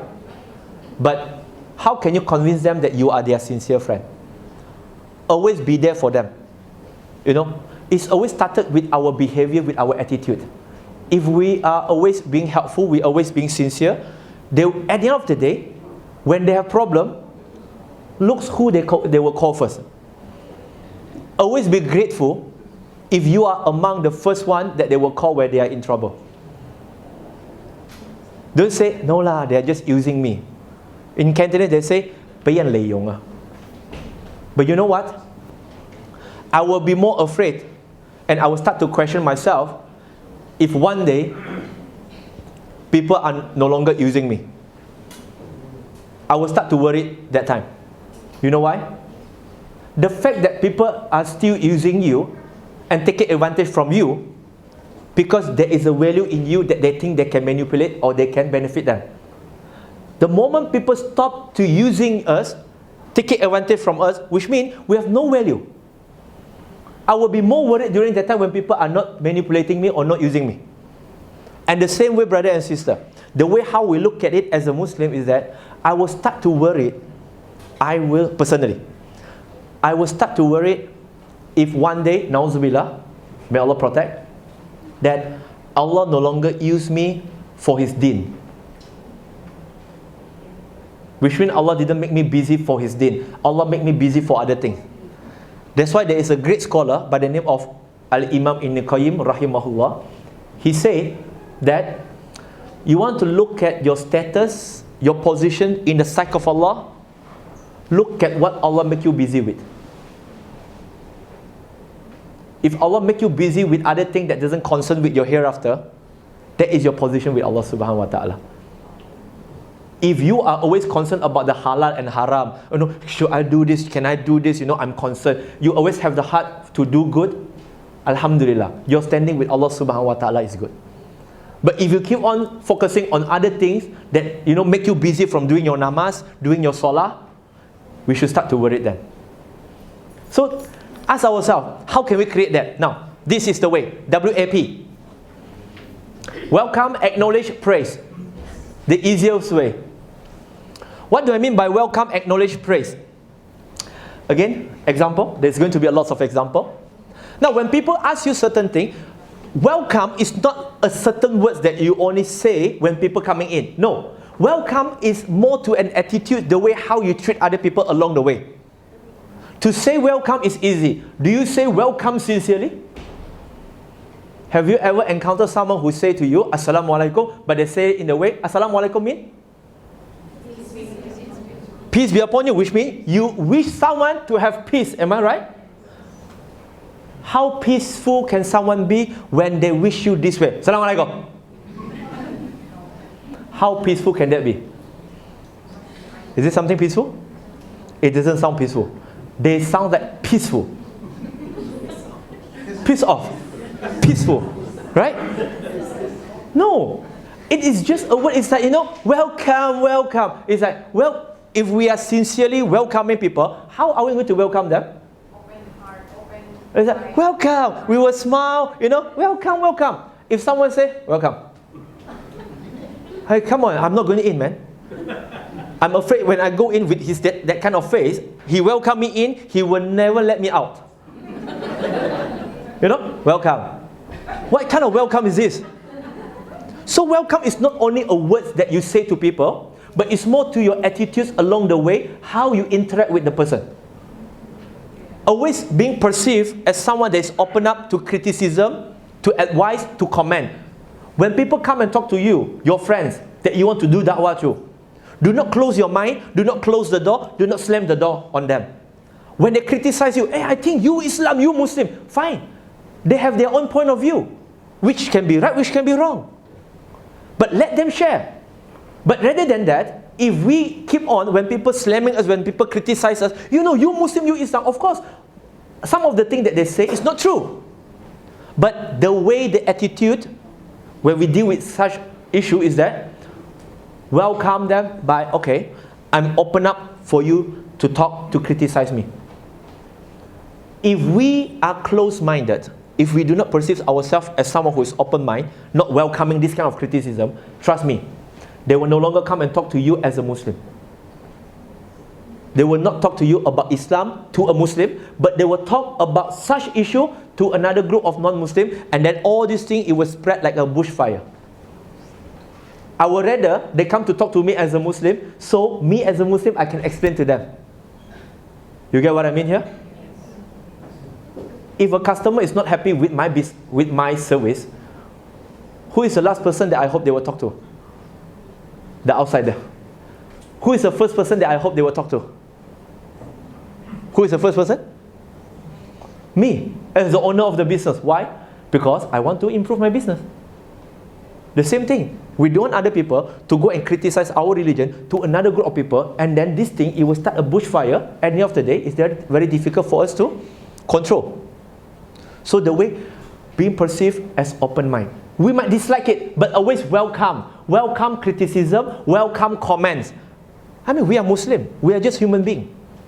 We have good Muslim, we have bad Muslim. We have good Christian, we have bad Christian. We have good Buddhist, we have bad Buddhist. Right? We just cannot say, no, Muslim, everyone are good. Are you sure? I dare not to say that. Because we are human beings, we are not angel. So, your attitude, being perceived. That's number one, welcome. Number two, okay, acknowledge. Acknowledge what? Acknowledge their concern, acknowledge their comment, acknowledge their criticism. Sometimes it might sound trivial to us. It's like, why Muslim women have to pray behind? For us, it's like, I've been praying for 40 years behind men, so what's the problem? We don't feel it's a problem. But the fact that when they ask you this question, do you think it's a problem for them? Do you think that is a problem for them? No. It's a problem for them. If not, why they ask you? Yeah, because they don't understand. But whose job is to make them understand? To make them understand. Don't say us, me. When we say us, our problem is when we say us as a Muslim, we are referring to, okay, they do it, I don't have to do it. But when we say, who want to become millionaire? Who want to become millionaire? Me. Whose job is that? Us. Quite different, right? Our attitudes, towards worldly things and akhirat is different. Who want to go to Jannah? We never say us. We say, me. Okay? Now, it's us. Acknowledge. When they ask you that certain thing, there must be an issue with that. For them. For you might not be an issue. For them, why Muslims have to pray 5 times a day? Is it an issue for them? It's an issue for them. Is it an issue for you as a Muslim? No. Therefore, you don't ask. Right? Yeah. Just because it's not an issue for you doesn't mean it's not an issue for other people. And the fact that when people start to ask you certain thing or question certain thing, that is their concern. So rather than just rubbish it off by saying, small matter. Give me a bigger issue. No. When you no longer acknowledge that, they think you are evasive. They think that you are running away from the topic. You have no answer for that. And Islam have no solution for this. Not necessarily that you can give a good answer, but at least acknowledge that by saying, well, make sure we mean what we say and we say what we mean. Well, I see that and I understand where you're coming from. I understand your concern. And always remember, brother and sister, use the right word.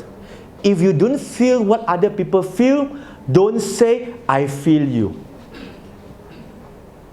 Like for example, when someone was tested, maybe with a cancer, we say, I feel you, bro.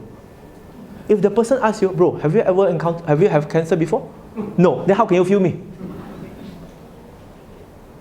Can you differentiate between sympathy and empathy? Okay? We need to be empathy rather than sympathy during that time. Sympathy is that emotionally you are attached to it and you are drowning together. Empathy is that you understand that situation, you understand how difficult that situation, and looking from outside, from on the top, and see how we can help them. So don't say you feel it, but say, yes, brother, I understand. I understand how difficult this situation.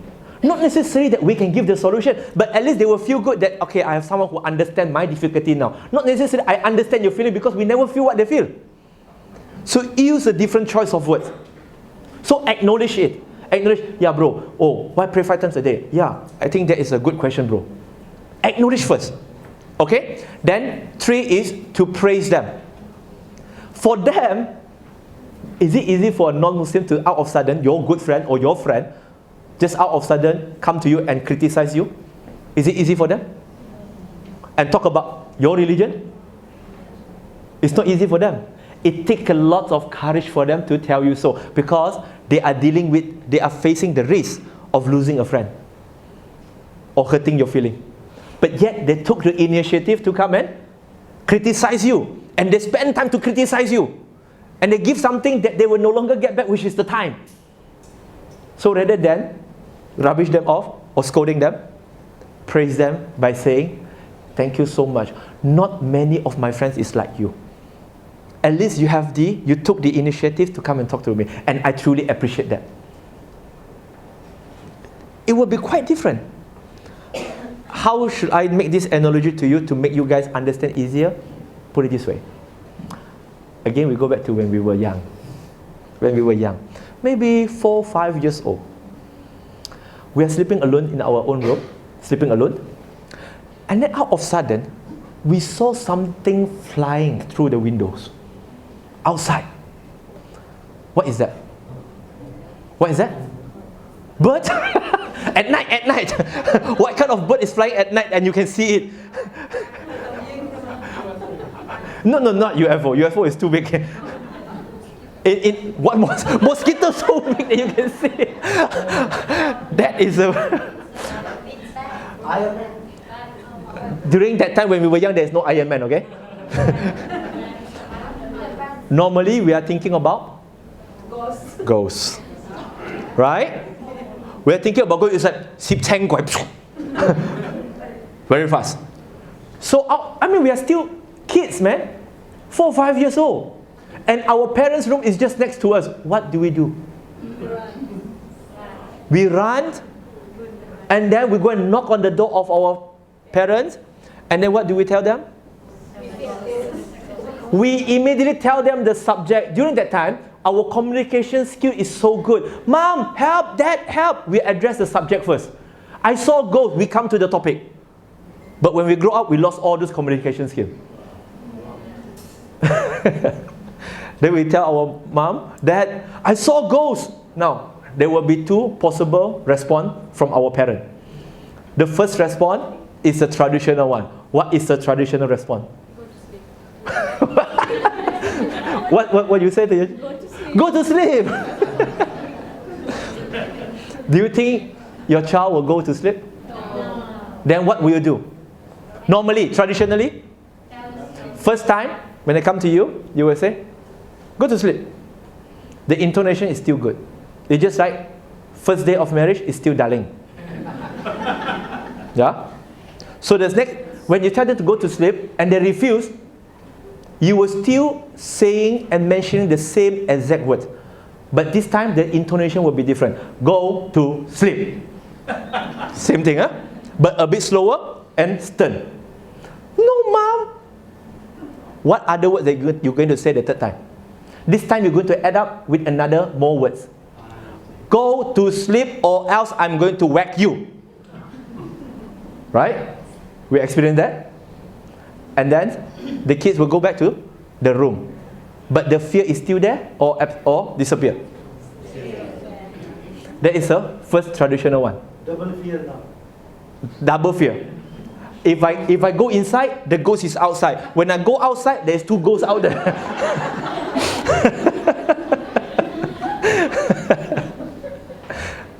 But someone who have learned communications, you will approach this, the second one. We see how. I will ask you guys, which one will you prefer as a kid? You saw a ghost fly, or not a ghost, you saw something flying, okay, from the window, and then you go and approach, you go and knock on the door of your parents, and then, Mom, I saw ghosts. Your parents' response was, oh, is it? Come, bring me there. Where do you saw the ghost? I saw from the window. Okay, fine. So the father and the mom, they went together with you, holding your hand tight, and then go and open up the window and say, well, there's nothing. Come and see. No, I don't want to see. No, it's okay. Nothing. I don't see anything except some tree and birds and maybe Iron Man. You see? Nothing. Oh yeah, nothing. Okay, wait. And then Dad and Mom continue. Maybe the ghost hiding in the cupboard now? Let's open up the cupboard. Let's look inside. Or maybe underneath the bed? No, nothing. Where else could it possibly went to? Okay, we check everything, nothing. So now, we're telling the kids, we're telling our child, so we have checked everything, nothing, right? Okay, can you go to sleep right now? It's gone, it's nothing.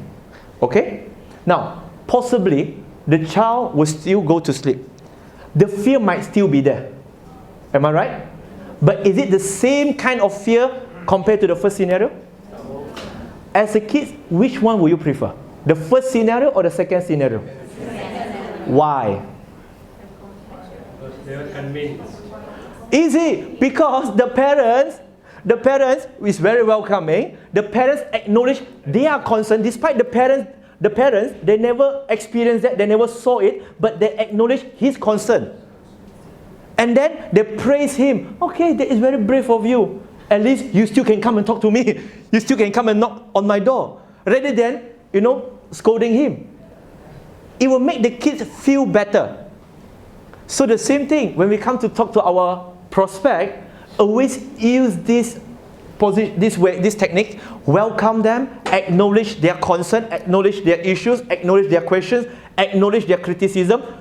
Have to understand, brother and sister. Acknowledging something, not necessarily you are accepting it or you agree with it.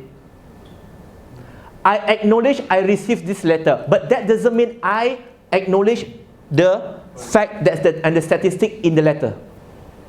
It's two different things. Okay? So acknowledge, okay, welcome, acknowledge and praise. Same thing when you talk to your spouse, talk to your children, talk to your colleague, use the same thing. Don't just because your spouse, you have been married for so long, you just, nothing. No, use the same process. Oh, isn't it? Okay. And then praise them. Wow. But don't overpraise people. It's like you want to change a tire. Okay? You want to change the tire, you should use the jack, right? But just jack the car, just enough, just nice. Don't jack the car until the car overturn.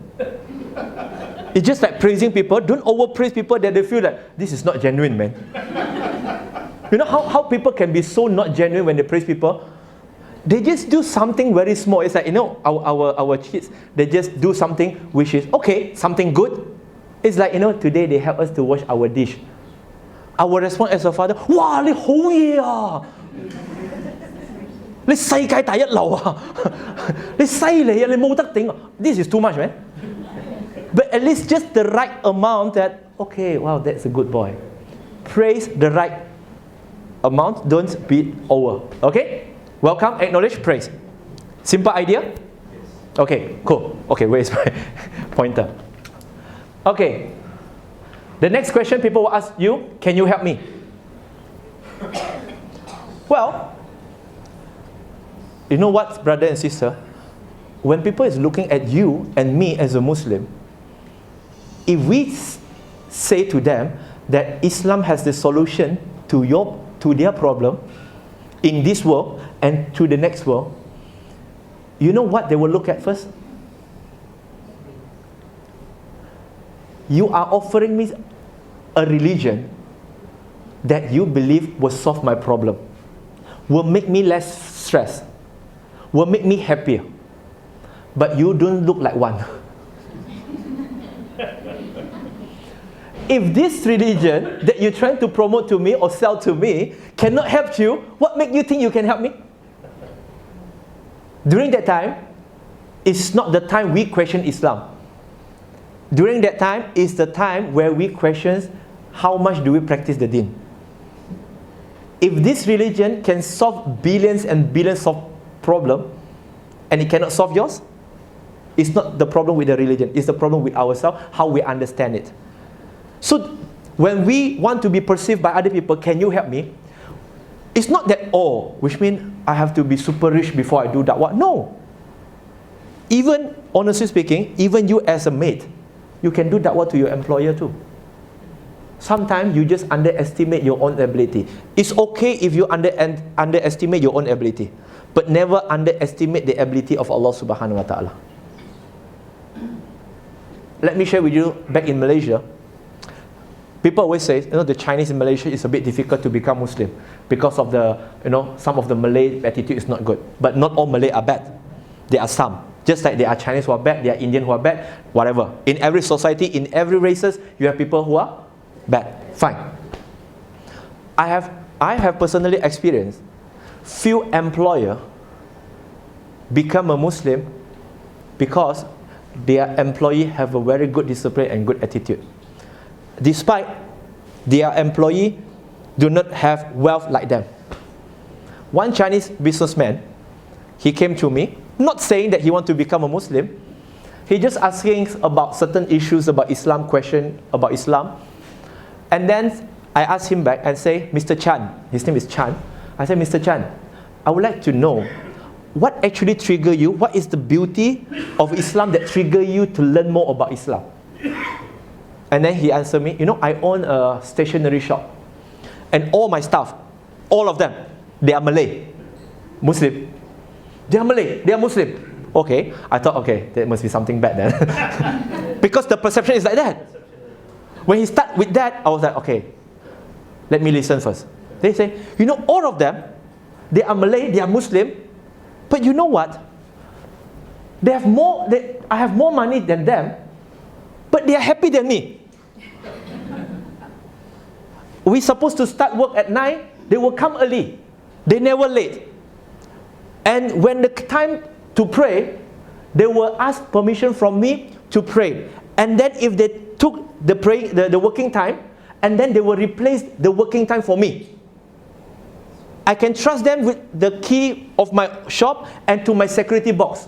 I can trust them with almost everything. And they never cheat me. So therefore for me, he said, so therefore for me, I think they have something that I don't have. I mean, what makes them so disciplined? So when he asked his employee, he said, because our religion asks us to be disciplined, our attitude should be good.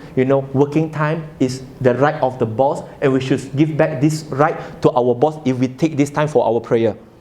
And we should not steal any money because it doesn't belong to us. Even you didn't know, we can just do some accounting technical problem.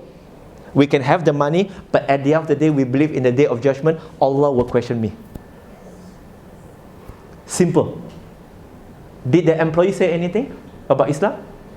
Not really. They just perceive as one. So, therefore, Alhamdulillah, with his intention coming just to ask me a question, Alhamdulillah, he became a Muslim.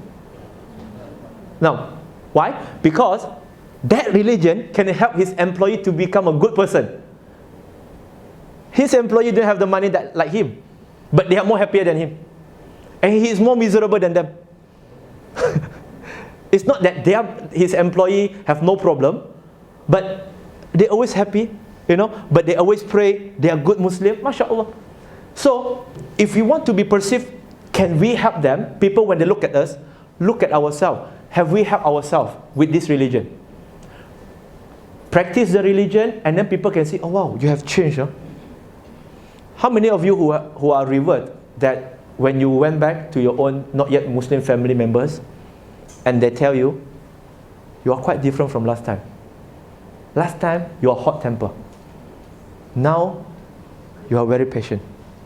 Have they tell you about that? Yes. Last time, every Saturday is Saturday night fever. But now, you will fever and stay at home. A different sort of fever. Right? Last time, you were used to dress differently. But now, you dress so modestly. And so on and so forth. And then eventually, you can see how they might not become a Muslim, but their attitudes toward Islam in general have changed, just because Islam has helped you to become who you are today. So this is the same thing, brother and sister. Okay? Being perceived, can you help me? Now, can I trust you? Can they trust you? Yes. What can they trust you with? Secret? Money? Anything? No. Anything. I love to play with my children when they were young. I believe all of you who have children, you would like to do this as well. I like to play with them. I have 4 children, alhamdulillah. When they were young, I like to throw them up to the up there, throw up, and then I will catch them. But then they will tell me, no, I don't want. They're afraid. Okay, then I say, okay, fine, then I don't want to play. I'm not going to throw you up. You know what is going to happen next? Please throw me again. Have you experienced that? Yes. Yeah? They ask you to throw again. What? Just now he's afraid. They are afraid. But now why are they asking you to throw them up again? Because of the thrill And also because they trust you, that you will catch them, you will never let them fall. That level of trust. Right? So the same thing. How much people can trust us? The Prophet, always people talk about the da'wah of the Prophet when he received the revelation, Iqra bismi rabbika allazi khalaqa. That's correct. But we usually forget the first 40 years of the life of the Prophet ﷺ, where he built the brand of Al-Amin, the trusted one. That one, you know how they can trust the Prophet ﷺ so much?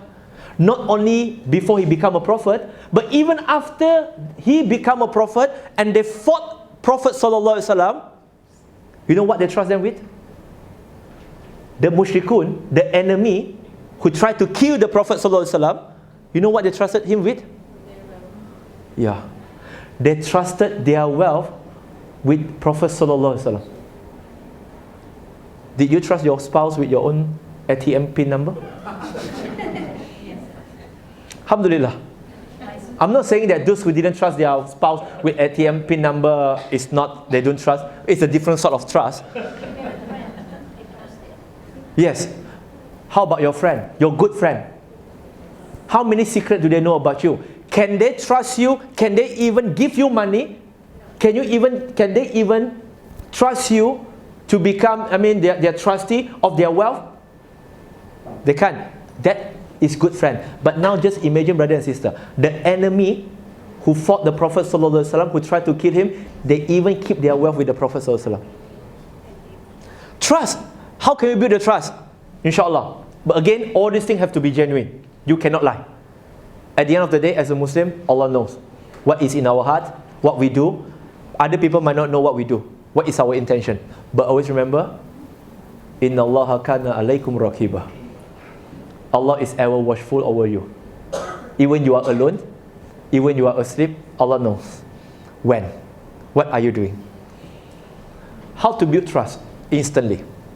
This has to do with something what we call as body language a bit. Okay? Body language. Like for example, mirroring.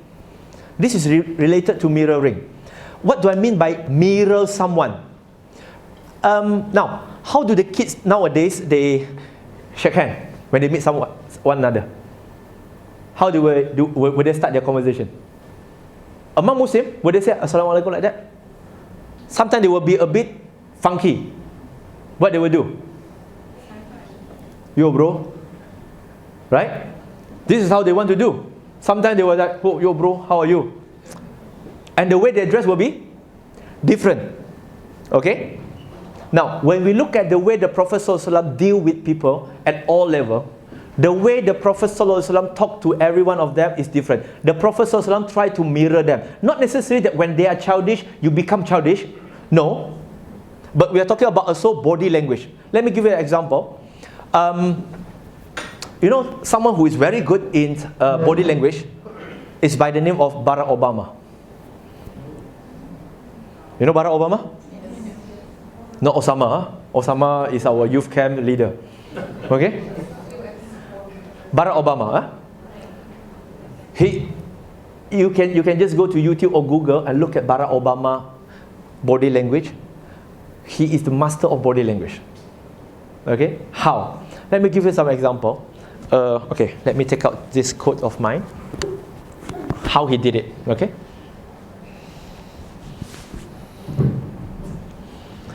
At one time, the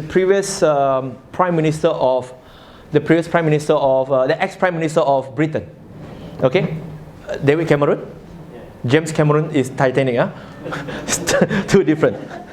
So David Cameron, he came down from the helicopter, and he took out his suit, and he put his suit like this. Okay, and Barack Obama is wearing his suit. So his jacket. So what he do? Barack Obama also take out, and he do exactly the same way how David Cameron do. Just the same finger and the same way and the same side. Okay? He mirrored that to make people feel comfortable. Will you agree with me? You will be more comfortable talking to people that seems like dress like you and talk like you and eat like you and speak the same language like you? Common sense. At one time, same guys, Barack Obama. You know, when they have a chairs in this the Oval in the White House where the two leaders will be sitting. Okay, so they will be sitting like this. When there's one leader, he sit like this. Barack Obama, he's sitting like this. He will raise his leg as well. Okay. At one time, a different leader, the way he sit is like this. So Barack Obama, rather than sit like this, he will sit like this as well. He will try to mirror that particular person. So the same way, I mean, sometimes we look at this thing is quite trivial. But you can try later, maybe tomorrow, or maybe even tonight, when you talk to your spouse or whosoever. Of course, don't make it too obvious that, oh, he's changed, okay. That is too obvious, man. Right? It's like someone when we were young, we don't like our siblings to mimic us.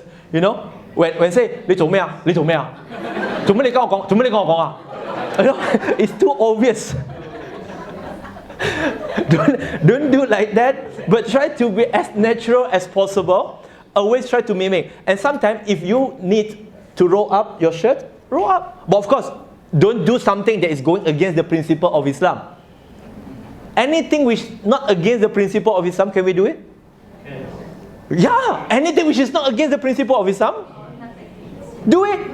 You know, when I involve, you see, you can ask Jafar, you can ask those people who attended the youth camp. I didn't dress like this. I didn't dress like this. I just dressed t-shirt, jeans, and I don't even wear my jacket. I play sport with them. I wear my three-quarter pants. That's it. When I give my first tazkirah yesterday, I'm wearing my three-quarter pants because I'm talking to the youth. The youth will look at me, look so awkward if I'm talking to the youth, but yet I dress like someone who in the CEO office. It just doesn't match. And back home in Malaysia or whenever I travel, I will look at the situation. How should I dress myself? Because if I were to talk to a group of youth, there's one time when I go to a secondary school, high school in Malaysia, the student is 15 years old. 99.9% Chinese. 2 Indian who cannot speak Chinese and do not understand Chinese. So my talk cannot be in Malay, which is a national language in Malaysia. So I have to speak Chinese. I will sacrifice these 2 Indian in order for my message to convey to the Chinese. And before I went, I asked the teacher, who is the audience? The teacher said, or majority, 99.9%, they are Chinese, non-Muslim. There are no Muslim in the class. 100 over. So I say, okay, fine. And then I ask them more details about the student background and so on and so forth. Okay, fine. You know how do I went for the talk? I'm wearing a jeans. I'm wearing a t-shirt. I'm wearing a baseball cap. And I'm wearing a very funky black and white, very colorful shoe. The red one? Huh? No, not the red one. The red one I gave to someone already. When I walk in, when the teacher introduced me, okay, so our speakers today is Brother Firdaus Wong, blah, blah, blah, blah, blah, blah, blah. The students start not to pay attention to me. You know why? Because before that, I asked the teacher, and I almost quit. I almost cancelled the talk. Because when I asked the teacher, okay, why, this is all non-Muslim, why do you call me to give an Islamic talk? I mean, to a non-Muslim crowd, an Islamic talk, motivation talk? And then the teacher said, we have invited a professional motivator. Nothing changed.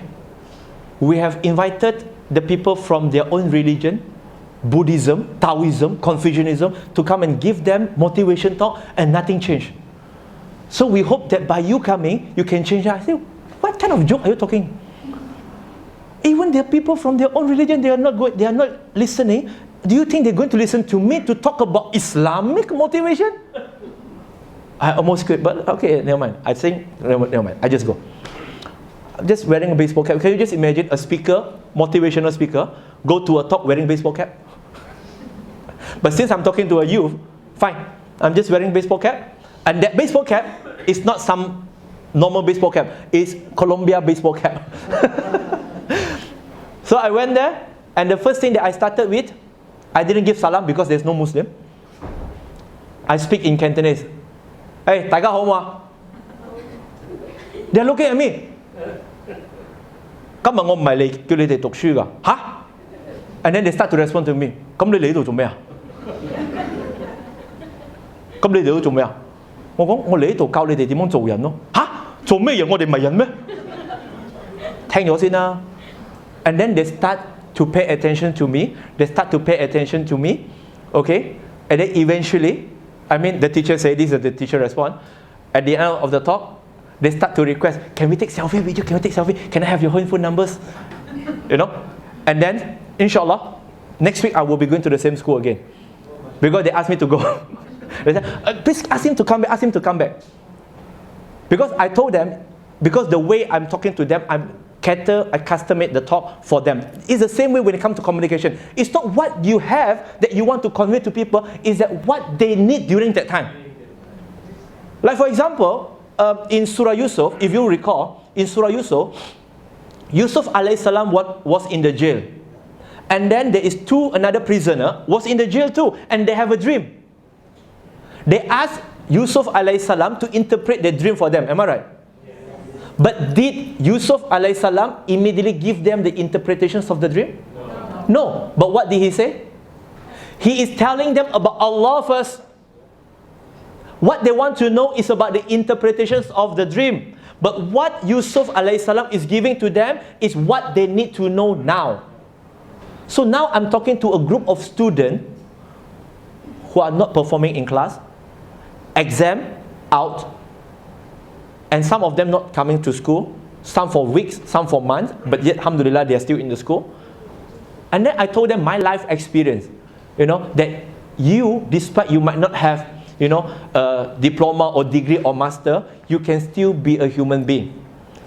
A human being is not being defined by how many PhD or master do you have. Sometimes people who have PhD and master, they fail in life as a human being. They are not truthful. You can be a good mechanic. You can be a good, someone who do, just a normal job. But as long as you earn, I didn't say halal, I say, 對得住天地良心. Because I speak to them in Cantonese. 做嘢呢，我哋廣東人呢，有一句嘅，對得住天地良心.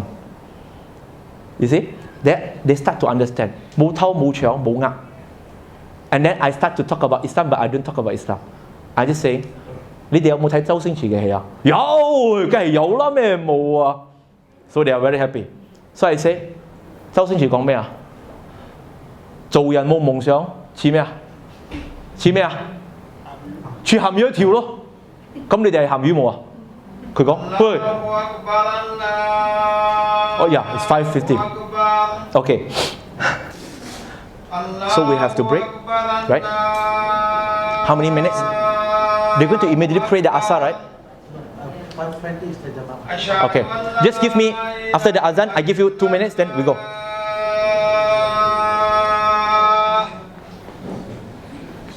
أشهد أن لا إله إلا الله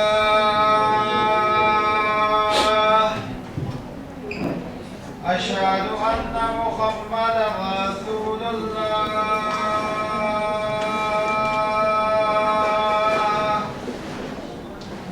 أشهد أن محمدا Just give me 2 minutes after that. 2 minutes.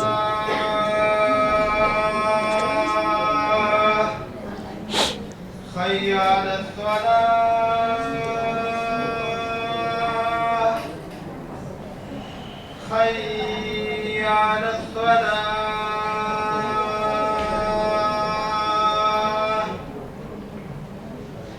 حي على الفلاح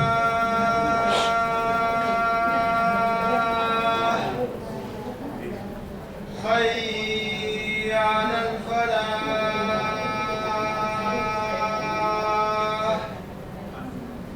الله أكبر الله أكبر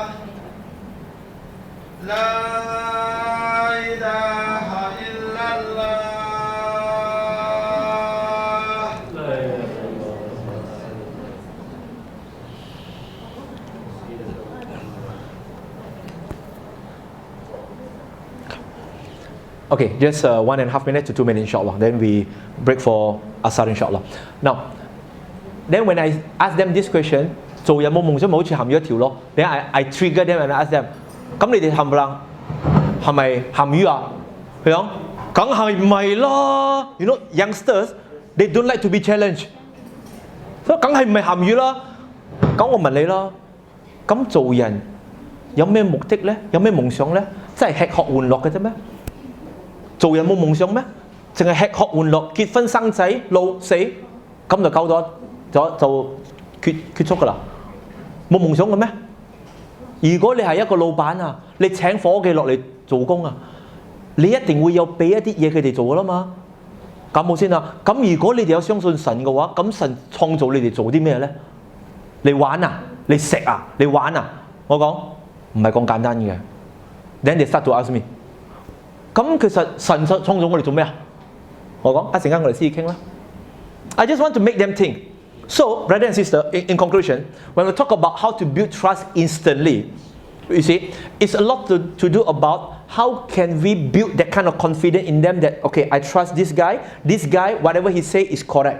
Not necessarily whatever he say is correct, but I know whenever he says something, there is some evidence to back up. That's why if you were to realize, when I quote certain things that Islam say, I will quote you what the Quran say and what the Hadith say. I will not say, I think.